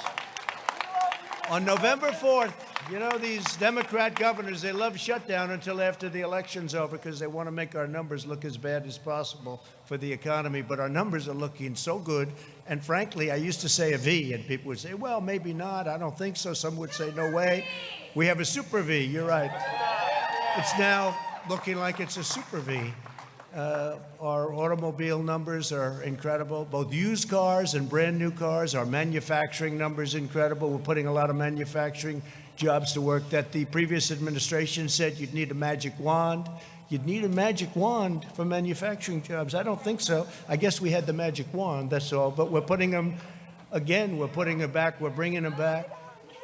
But think of your life just prior to the plague coming in. It was the best it's ever been. Your state had the best numbers they've ever had by far. And we had the best employment numbers also. We were up to 160 million jobs. We were never anywhere near that. And then we had to shut it down. We saved millions and millions of lives. We learned the enemy. We learned all about the invisible enemy, how it affects really people that are older, especially older people, the elderly, but older people with problems with heart, with diabetes, with other problems. And we learned, and most of the country is right now doing very, very well. They've done an incredible job. And to have a man sitting on television the other day say, oh, I'd shut it down. Oh, I'd shut it, like it's easy, shut it down. And by the way, when you shut it down, and we did the exact right thing, we shut it down, then we reopened, and that's what we're doing now. We're well into it. But if we didn't shut it down at that point, we would have had millions of people dead, millions of people. You see the numbers. The job that Mike Pence and the task force and all of us together have done has been incredible, what we've done, what we've achieved, whether it's ventilators, whether it's supplying equipment to governors that were totally ill-prepared. Many of the governors were totally ill-prepared. Nobody wants to say that, but it's supposed to work that way, Federalist. It's supposed to work that way. The governors are supposed to do it. Many of them did a fine job, and many of them came back well. But most of them didn't have the equipment that they should have had. Few of them had the ventilators, which are very, very complex machines and hard to make and hard to manufacture and expensive. And we're right now making thousands of ventilators a month, and we're sending them. We have all we can use.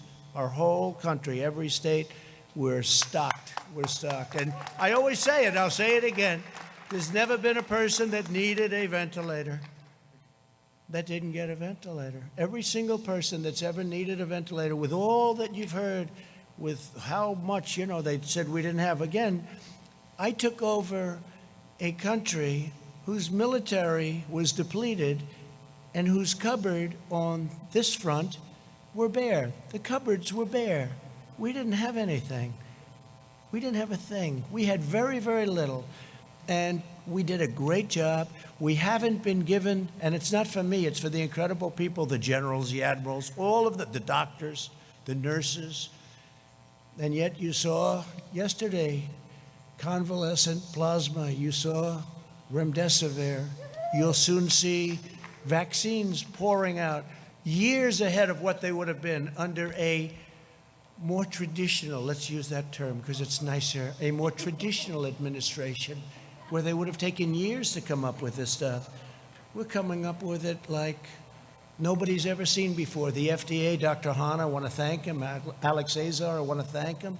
They've come with things and done things that have never been done in terms of speed and, frankly, in terms of quality. If you look at what we're doing and what we're coming up with, drug companies are coming out with vaccines that are, I've seen some results already. It's going to be very, very soon. They're in stage 3 trials. It's unheard of. We wouldn't be there for 2 years if this were a more normal situation. So I just want to thank everybody for being here. And again, I felt an obligation to come to North Carolina. It's been a place that that's been very good to me. You know, we won a lot of victories here. I haven't been doing this that long, but I won every chance I had in North Carolina. I even stole a great chief of staff, Mark Meadows, right? I stole him from North Carolina. And he left Congress as a very popular guy. Could have been there for a long time if he wanted, and he came in. And by the way, you have a fantastic young gentleman going to take his place. He's a fantastic young guy, and he's going to be a real star in the party. He's going to be a real star in the party. So I just want to thank everybody from North Carolina. And I do want to show a little bit of a difference, because another state that's been very good to me is Wisconsin. And Joe Biden was going to have their convention in Milwaukee, and they didn't go there at all. They didn't do this. We did this out of respect for your state. We didn't do this for any other reason other than respect for the state of North Carolina, because we said we wanted to hold our convention in North Carolina, and I think you're going to remember that, frankly, on November 3rd. We wanted to hold our convention in North Carolina. So I did that out of respect. And if you had a governor that would have let us have some people. He actually told me this. We had an arena that holds 19,000 people. It was totally jammed, sold out. Every hotel was full, everything. And I called him. He said, but we have a shutdown going on. And according to the rules and regulations, now this is 19,000. He did say it. I don't think he'll deny it. But he said, according to the rules and regulations, the most people you're allowed to have in that room, meaning that arena, he viewed it as a room, is 10 people. I say, so Governor, so I'm at 19,000, you're at 10. Can we work something in the middle? And it didn't sound too good. So we really had no choice. It was a terrible thing, but I felt so badly because you could have, I mean, economic development money, all of the things that happened. But we decided, I was with Ronna, the vice president, everybody, Mark, and we said, let's have our big deal, the roll call. Let's have it right here, and let's do it. And I'm going to show up, and I'm not going to tell anybody. You know, until a few minutes ago, nobody knew I was coming, right? Nobody knew I was coming. So, but what's more important than the roll call? You're the ones calling it. So what's more important? So, and I have to tell you, you know, we're going to do a lot of things. I'm just going to go over very briefly because we're going to make a speech on Thursday night. I hope you're all going to be listening. Yeah. I hope, because I came in and I'm on Air Force One, and Air Force One has more televisions than any plane in history. They've got them in closets. They've got them on ceilings, floors. They've got more television. You can't escape a television. And I turned to CNN, and they didn't have this. They weren't having it. Can you believe it? They didn't have it. No, CNN didn't have our roll call. Then I turned to MSDNC, as I call it. MSDNC, which is truly, it is a branch of the Democrats. It's right. It's a, I wouldn't say fully owned corporation, but it's certainly a fully controlled, or they control them. Nobody really knows who's controlling who. But, you know, they had it on television. I remember watching it, and it was interesting. You know, you see the different states, and we say this and we say that. The great state of Alaska, the great state of Alabama, the great state of North Carolina, the great state of all of them. And it's very interesting to me. They had theirs on, but they didn't show it. Instead, they're showing the scam because they're trying to show the post office so that when their whole mail-in thing fizzles, they'll try blaming it on the post office. Okay, so they're showing these hearings that are very boring, actually. And they're not showing this either. They weren't showing this. And Fox had it on, but unfortunately Fox wasn't showing it too much because they had the announcers talking. I said, I want to hear what they're saying. The delegates, I want to hear what they're saying. So I think we had to switch over to C-SPAN or to OAN or somebody. But I wanted to hear them. But I can promise you, a few things. Number one, we will not be taking the word God out of the Pledge of Allegiance, okay?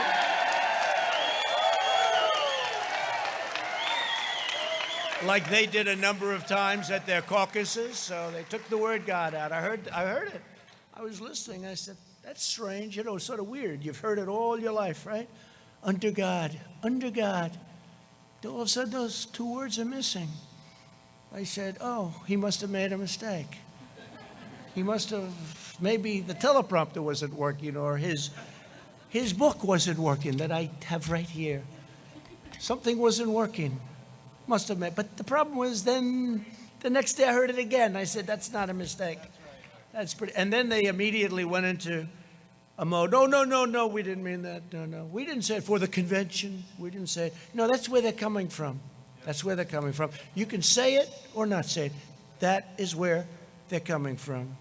Just like with energy, they don't want energy. Not working well in Texas, by the way. I just looked at a poll.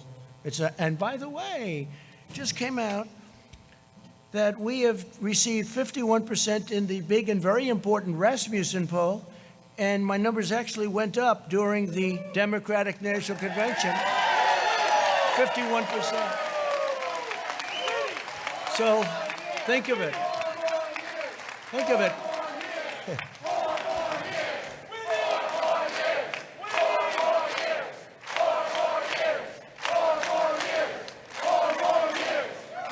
Thank you. I love this state. I like this place. And you're from all over the place, but this has been a good one for me. No, but think of it. So we're at 51% in Rasmussen. Do you read about it? Do you hear about it? You don't hear about it. They give you these suppression polls where they do registered voters instead of most likely. It's supposed to be likely. In other words, how about you? You're likely to vote. But how about you? You're registered, but I'm not voting. But see, under their plan, where they send these ballots, you don't have to want to vote. You get the ballot, and then they have harvesting. They get guys to go, do you want to vote? No, not really, but I have a ballot. All right, good. Who's it for? Sleepy Joe Biden. I'll put it here, son. Okay, could I have it? And they'll take it. In fact, harvesting is illegal in your state. They wanted to put a Republican, fine man, a pastor, they wanted to put him in jail because he harvested. Now they want to make harvesting legal all of a sudden. They'll put him in jail as a Republican, right? If he was a Democrat, they wouldn't even be thinking about it. In California, they do the same thing. No repercussion. In North Carolina, you had a fine pastor, a fine man, and they got him on harvesting. They wanted to put him in jail. And now they want to make it all so that everybody can harvest. because they know it's not a good thing. So people that don't want to vote are going to be sitting there. They'll be making them, if you talk about 80 million ballots, it's 80 million, could even be higher than that. I used to say 51 million, now it's 80 million. They said, sir, you're a little obsolete with the 51. I said, all right, what is it? 80. I said, 80? How is it possible to think of it? They'll be sending them, they'll be dumping them in neighborhoods, there'll be people are going to be picking them up, they'll be bribing, they'll be paying off people to grab some. This is going to be one of the greatest scams, and it's common sense. This has nothing to do with politics. It's common sense. Anybody, you don't have to know politics. They're going to mail out 80 million ballots. It's impossible. They have no idea. Who's mailing them? Mostly Democrat states and Democrat governors. Well, supposing they don't mail them to Republican neighborhoods, that means they're not going to get them. So they're going to complain, and the election's going to be over, and then they're going to complain, and then they'll say, oh, well, we didn't get it, big deal. In the meantime, you might lose the election. This is the greatest scam in the history of politics, I think, and I'm talking about beyond our nation. And they act like they're aggrieved. Like by saying this, we're saying such a horrible thing. We're not patriotic by saying this. No, we voted during World War I. We voted at the voting booth during World War II. The pandemic, we're doing very well, and people know how to handle it. Look at the crowds. They're doing very well. It's very safe. It's going to be very safe. If you have an absentee ballot where you request it, we're all in favor of that. Absentee, like in Florida, they have absentee is good. But other than that, they're very, very bad. There'll be millions of ballots. Take a look at New York. Take a look at Virginia. Take a look at New Jersey. All different cases. They just had one last night. Now they're thinking about recalling certain elections that took place with mail-in. And these are small little elections that are locally based, that are easy to run. Not millions, but thousands of ballots. Thousands. Hundreds of ballots. But these are small, and they can't control it. They said 23% of the ballots were defective. What does defective mean? It means fraud. It means a lot of things that we won't get into, because I don't want to be accused. You see all the cameras back there? It's the fake news. I don't want to be accused of anything. But what it means is they're trying to steal the election from the Republicans. That's what it means. In a very, very nice way, I will tell you, they are trying to steal the election, just like they did it last time with spying, and we caught them, and that included President Obama, and that included, let's be nice, Biden. This could only happen in North Carolina. But that included them, and they got caught. And then somebody said, well, what are you going to do? Well, we can't attack a president. Oh, I see. If it was me. They said, we can't attack a president. We caught him. We caught him cold. And they say, we can't attack. He was at meetings talking about it. And by the way, this was spying before and after. And I think it's a disgrace to our country. I think we can never let that happen again. But now they're doing something that in a certain way is more dangerous because it's more effective. They spied on my campaign. You know what they found? Nothing. But this is big stuff. This is stealing millions of votes, and it's going to be very hard. Now, we're in courts all over the country, and hopefully we have judges that are going to give it a fair call, because if they give it a fair call, we're going to win this election. The only way they can take this election away from us is if this is a rigged election. We're going to win this election. We're going to win this election.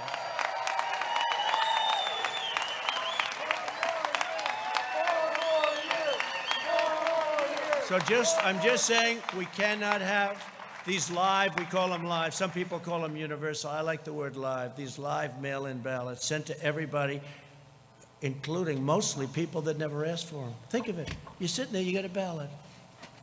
Here's the bottom line. It was just given that in the polls, believe it or not, that because the polls try and treat us, that's why I respect Rasmussen, because they did well. A few of the others feel the same way, and they did well last time. Those are the ones that I look at, the ones that did well last time. And Rasmussen was very good. But if you look at it, every single vote that they have, every single vote it's going to be looked at. A man is sitting, or a woman is sitting, waiting for nothing, watching television, has no enthusiasm. Because on enthusiasm, the polls are saying that I'm up by massive numbers, not just a little. I'm also way up on the economy, by the way, put it down, way, way up. But I'm up by massive, and when I say I'm up, I'm talking about we're up, okay? So if you could, please. But I'm up by massive numbers on enthusiasm. So our voters are saying, I'm very angry about this, I'll go to the poll directly and vote. But their voters are saying, I don't care if Biden gets in. He doesn't have any enthusiasm. When you go to Ohio, when you go to Wisconsin, when you go to North Carolina, when you go to a lot of states, they have the Trump-Pence sign on every lawn. It's all over the place, right? It's all over. We don't see Indiana too. Indiana's great. Bobby Knight. We love Bobby Knight too. I'll tell you, we love Bobby Knight and Coach Holtz and all of them. They love us and we love them. Indiana's great. Thank you. But here's the thing. So if they don't have any enthusiasm, so you'd say, are you going to vote? I'm not getting up to vote. Okay, I want to watch television instead of vote. All right. But here's a ballot. It just got to you. And he opens it. Oh, here's a ballot. What the hell am I going to do with this thing? And then they have somebody knocking on your door, and they're harvesting. Hey, have you gotten your ballot? Yeah, I have my ballot. You going to sign it? Well, if you want, I'll sign it. Here it is. Get out of here. That's the most honest way of doing it. And that's unfair. That's unfair. Because now they're taking all of that enthusiasm that our party has. And we have tremendous enthusiasm. I think we have record enthusiasm. We have a base. We have a base the likes of which nobody's seen, including these people. Wall Street Journal did a fantastic story this weekend, a fantastic cover story this weekend on this base. Is an incredible base. Everybody here is going to vote. Everybody in our base. I mean, we have a tremendous base. They don't. They have no enthusiasm for their candidate. Because frankly, Bernie Sanders, they have much more enthusiasm for him. But Bernie Sanders, excuse me, again, he's the greatest loser I've ever seen. This guy can lose and be so happy. Hillary Clinton, I want to use nice language, so I don't want to use a certain word. It starts with the word S-C. I don't want to use it because they'll say he used foul language while in North Carolina. But so I won't do that. But Bernie Sanders got taken advantage of, is that okay? By Hillary Clinton, but worse, by the Democrats this time. Because if Pocahontas, Elizabeth Warren, got out of the campaign one day prior to the Super Tuesday vote, Bernie Sanders would have won every single state because Biden won by a little bit, and she didn't do well, but she took thousands and thousands of votes away in each state. If you add just a percentage of those votes back, that means that Bernie would have won easily the nomination. And I'm glad he didn't because he had much more enthusiasm. Yeah. And he would have had a base, much smaller base than ours, but equally, I have to say this, equally as enthusiastic. This base doesn't like Joe Biden. They don't like Joe Biden. That's right. I think we're going to get a lot of votes. We did last time. People were surprised, primarily because of trade, because I know how other countries take advantage of us, and I understand that. And that's something that Bernie Sanders people really feel, because I understand trade. I've done USMCA now. I got rid of NAFTA, the world's worst trade deal. China tariffs. I mean, China had the worst year they've had in 67 years prior to the plague. The worst year they've had in decades and decades. And we had the best year we've ever had. But we took in billions from China. We never took in 10 cents from China. Never took in 10 cents. They took China for 25 years, and not only Obama, for 25 years, China was taking in anywhere between 200 billion with a B and $550 billion from the United States. I give them all the credit, number one, for being smart and outfoxing all of the people that stood here and their representatives. But China, we built China. We helped build. We gave them $300, $400, $500 billion a year. Because before that, and before the World Trade Organization and they getting into it, China was flatlined. It was after that happened. And then they took advantage of us because we didn't have people that were smart enough to see. And by the way, Biden would be the worst of all of them because his son took out $1.5 billion and he gets fees on $1.5 billion, which is millions of dollars a year. Give me a break. China will own our country if this guy gets elected. We can't let it happen. We can't let it happen. So we have a big one coming. And just to finish, enthusiasm. So they take the enthusiasm now out of the equation because they're going to go knock on everybody's door. Here, would you sign this? Yeah, I'll sign it. Nobody knows who the hell is signing it. And they now want to have it where the signature doesn't have to be verified. No, that's right. The signature doesn't have to be verified. And then they're going to play the game that we're not patriotic. What they're doing is using COVID to steal an election. They're using COVID to defraud the American people, all of our people, of a fair and free election. And we can't do that. And don't let them give you the post office stuff. The Postal Service, they do a great job. They lose a lot of money. I've said if they charged Amazon and these companies doing that a couple of dollars more a package that Amazon has to pay, not the customer, you know what would happen? Post office would start doing very well, thank you. Amazon dumps all the packages. Why should we deliver it? We'll let the post office do it, lose a fortune. So if they charged Amazon, now, of course, he owns the Washington Post. So when I get bad stories in the Washington Post, I wonder why, right? I wonder why. But I just tell it like it is, right? I tell it like it is. We've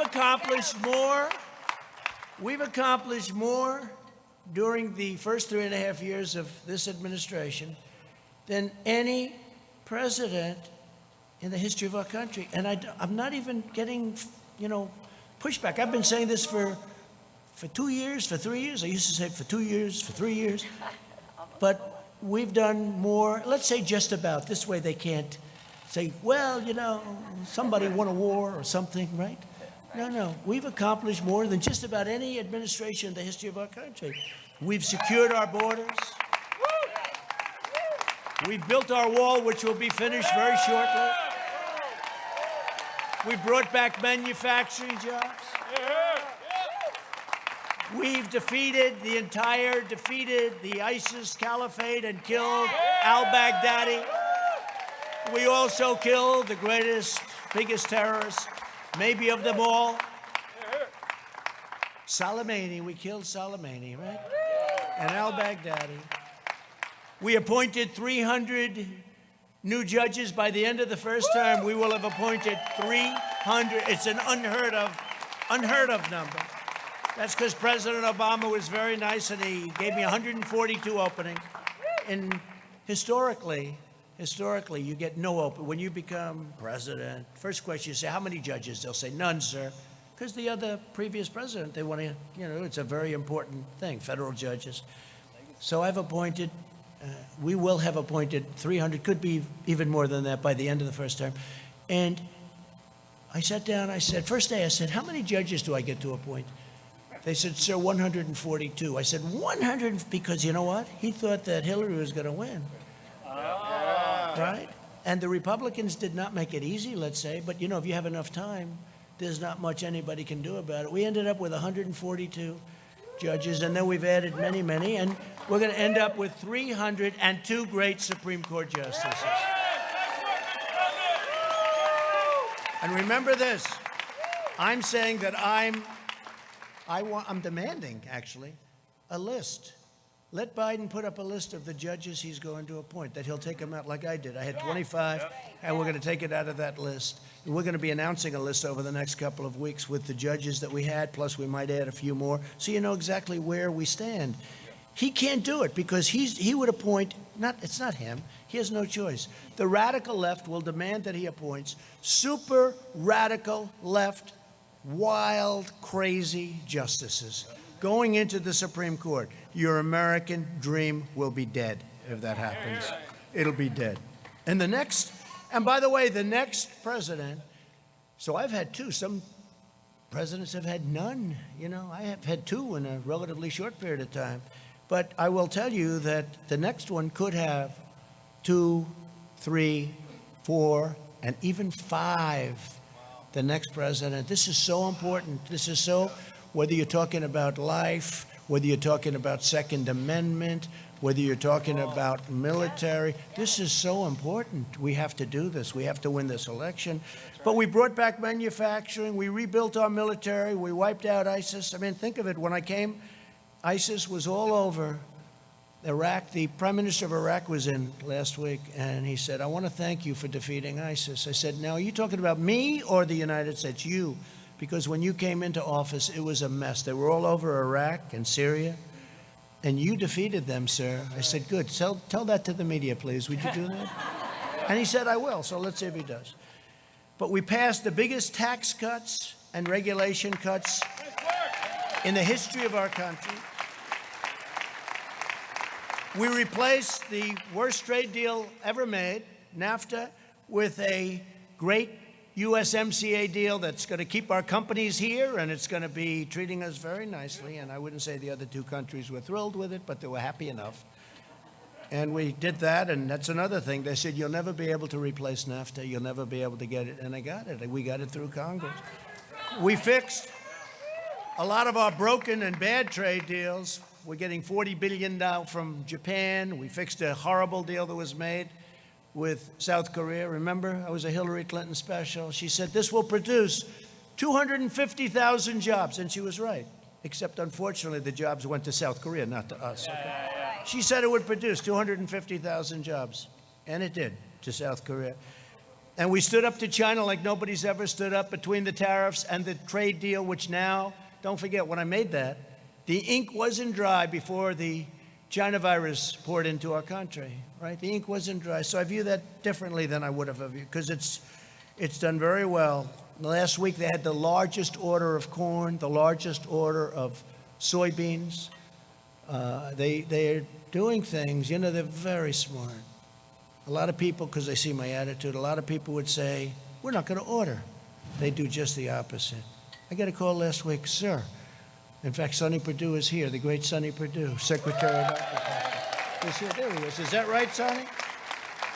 I got a call. They ordered the largest. It was the largest order of corn in the history of our country. Twice.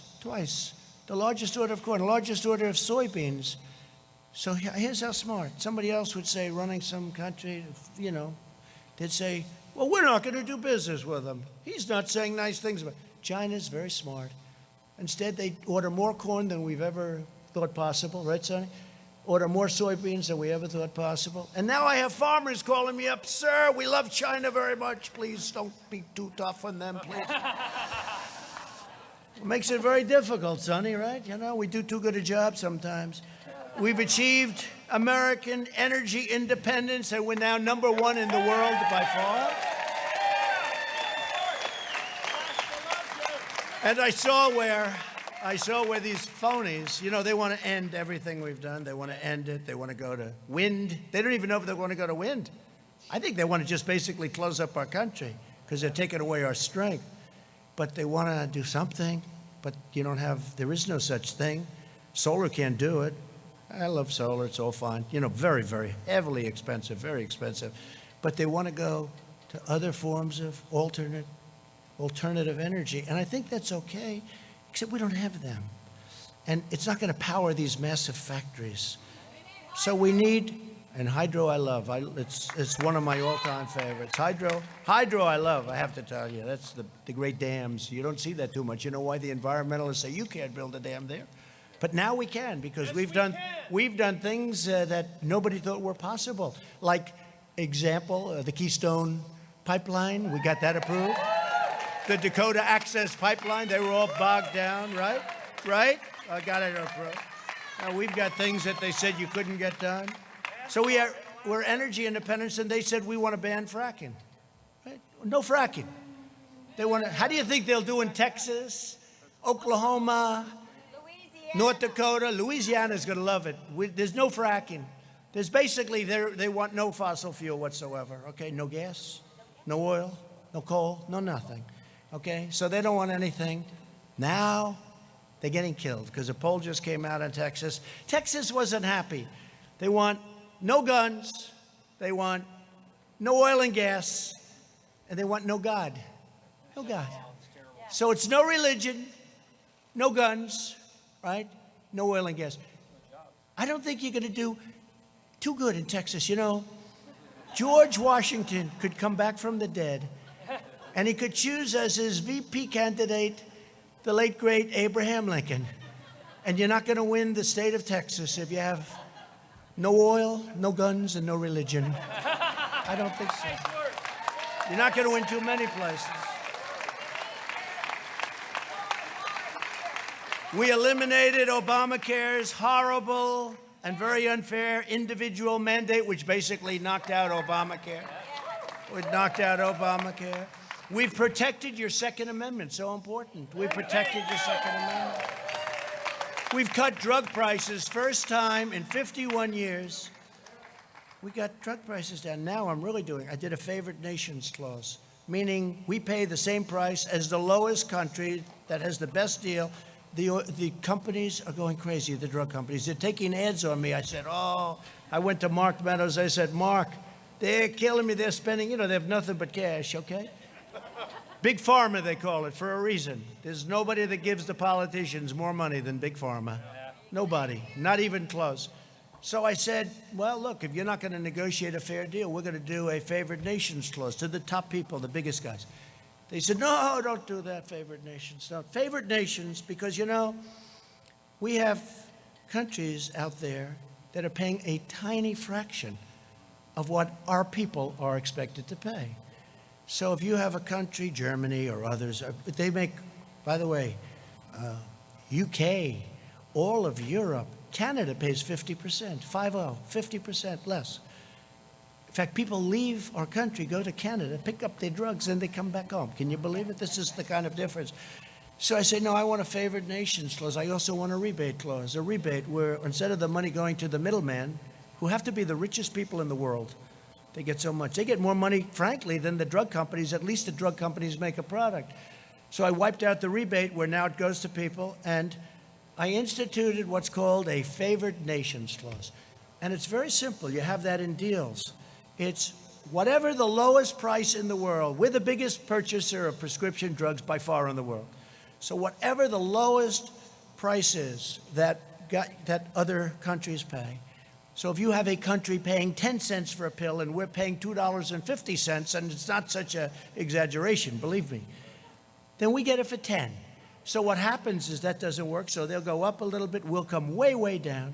So I said, favored nations, I want to pay what the lowest price is anywhere in the world. We're the biggest purchaser. We want a favored nations. They had a heart attack, and then I signed it. They didn't believe it. They didn't believe it. And now what they're doing is they have ads, millions and millions of dollars worth of ads, that I've been horrible to the people because of drugs, and I believe in socialism. Socialism. You know why? Because some of the socialistic countries get the lowest price. So the only thing I have with socialism is I want to get their price, okay? That's the only thing. Other than that is our country will never be a socialist country. Right?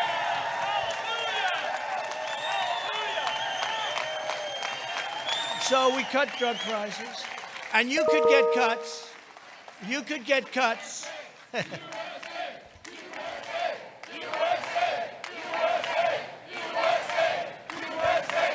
You could get cuts as much as 50, 60, or 70%, maybe even more than that, on prescription drug prices. And wouldn't it be a kick, I'll use this, wouldn't it be a kick in the ass if I lost and Sleepy Joe is president, and this thing kicks in right about soon, right, in 30, 40 days, and people wake up after the election. Boy, Biden's done a great job. My drug prices just went down by 70%. What a great president he's been. He's great. And Sleepy Joe would say, I thought about that, but everybody knew about favored nations. But nobody had the guts to do it. And I'll tell you, I was called by many politicians, please don't do it, sir. Please. I said, why? They don't want to tell me why. I know why, because, they're politicians and they've been helped out. And I guess we have to understand that too.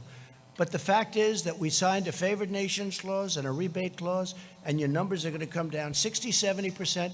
And I hope you remember that on November 3rd, because nobody but me would ever do it.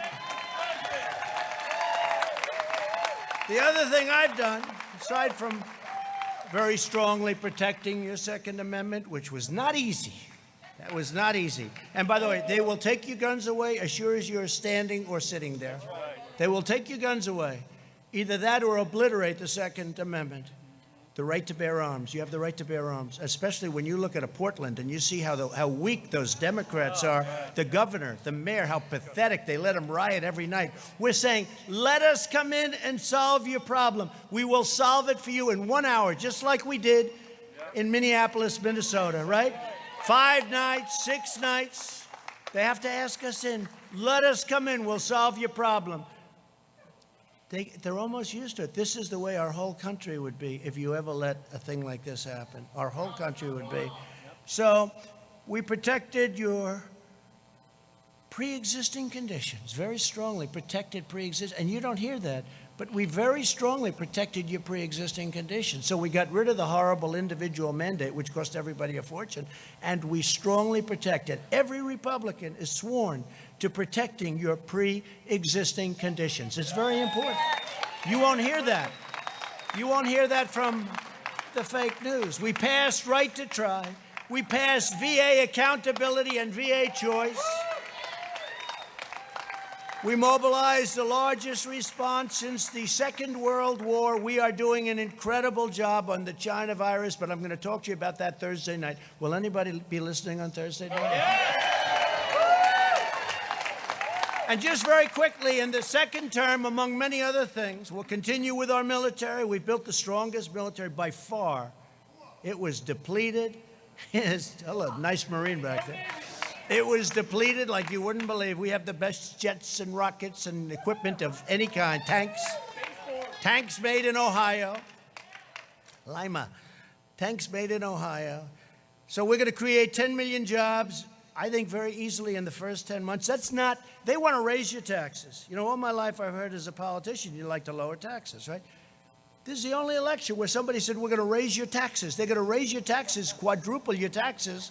They're going to add on to the regulations so that all of these projects that we got started that are great projects, they won't be able to get built. So they're going to raise your taxes. They're going to raise your regulations, make it impossible to build a highway. It used to take 17 years, 18 years, 20 years, 21 years, long time in some cases, to get approval to build a highway, right? We have it down to 2 years now. We're going to have it down to 1. And it may get rejected for environmental or safety reasons, but we're going to know it very quickly. We're not going to take 17 years. We could name highways. They took forever. End up costing 100 times more, and they're not as good. Some of them go in circles, I mean, to get to a point. They want to miss a certain nest. So let's spend $37 million to miss. Look, we've got to be smart. We've got to be smart. We've got to win an election. Also, we're going to create tax credits for companies that bring our jobs back from China and other countries and impose tariffs on countries that take advantage of the United States. And they've been taking advantage of us for years and years, and I've already done it in certain cases. We have countries that tariff us and we don't tariff them. So they tariff us. It's very simple. It's called reciprocal. They tariff us, we tariff them. That's right, President. Thank you. Right. We are going to fully fund law enforcement and hire more police.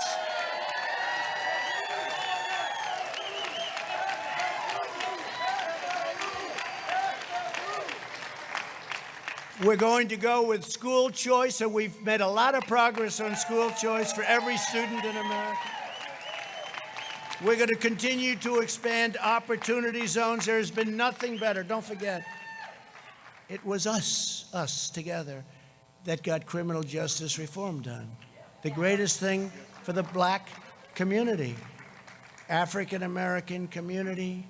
They came and they said, we can't believe it. Obama didn't even try. And not only that, I got funded the historically black colleges and universities. I got them funded.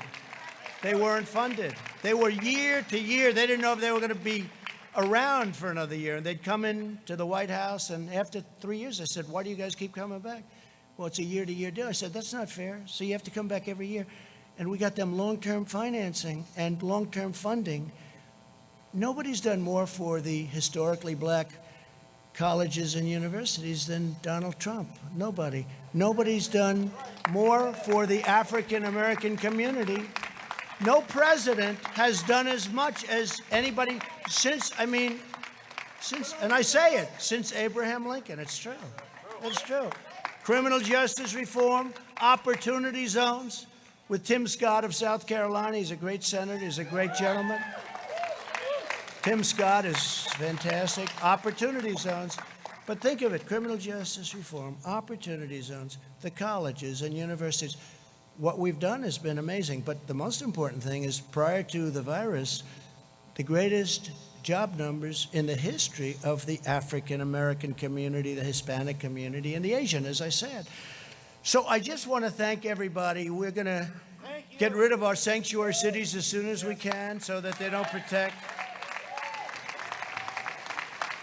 We put NASA back in action. NASA had grass growing through its runways. It had grass growing through the cracks of its runways. It was closed, essentially just a disaster. Now it's the #1 space center anywhere in the world by far. You saw the ships going up. And for some reason, a lot of rich people like rockets going up. And so we say, let's lease them our beautiful launching areas and let them send all the rockets. Let them pay for it. But we'll be landing on Mars. We're going to the moon. We're going to Mars. We'll be the first on Mars. Let's see if that happens. We have to do it. If we're here, it's going to happen. If somebody else is here, probably not.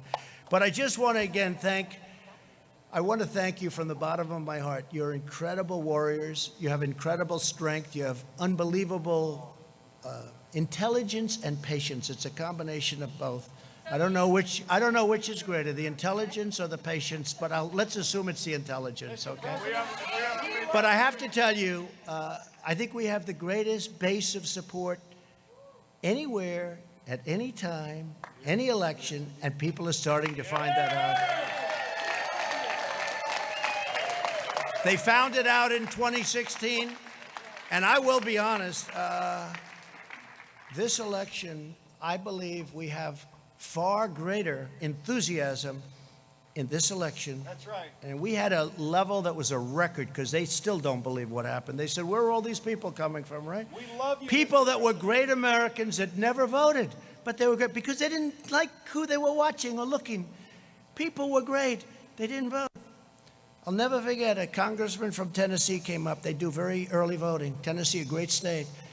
And they had just started voting, and I was in Pennsylvania making a speech, and he said, sir, I don't know, I can't speak for anybody, but I'm from Tennessee, and I've been doing this for a long time. He said, I've never seen anything like it. People are coming from the valleys and the hilltops, and they're coming from the cities. They're coming from all over. I never said they're coming out of the rivers. They're coming along those beautiful war fields that we have. They're coming from everywhere. Sir, I've never seen anything like it. But if other states are like Tennessee, you're going to win this election. He was the first one to say it. He was the first one.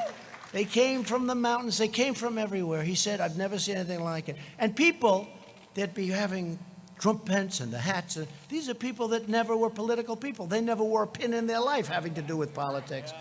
It's been an incredible experience for me. It's been an incredible experience, I think, for everyone. And I'll tell you what, next year is going to be it's going to be a great, great year. It's going to be a year of tremendous success. We're fighting off this horrible thing that was delivered by China, and it was by China, and we're never going to forget it, and I let them know. We're never going to forget what they did, because you know what? We're going to do great economic last year in the history of your state, but we're going to do better economically than we did last year. But we can never forget the 175,000 people, which will go up. Remember this, though. We saved millions, because if we didn't move, and if I didn't put the ban on heavily infected people coming to our nation from China, that everybody told me not to do, months later they were saying we shouldn't, and then they all either apologized or admitted it was right. And Europe, I did Europe too, very early. If we didn't do that, our numbers would be at a level like you wouldn't believe. So I just want to thank everybody for this incredible support. Be very, very careful. This is going to be and I really believe this, this is the most important election in the history of our country. It is. Don't let them take it away from you. Don't let them take it away. North Carolina, we love you. That's why I'm here. Thank you very much. Very special people. Thank you. God bless you all. Thank you.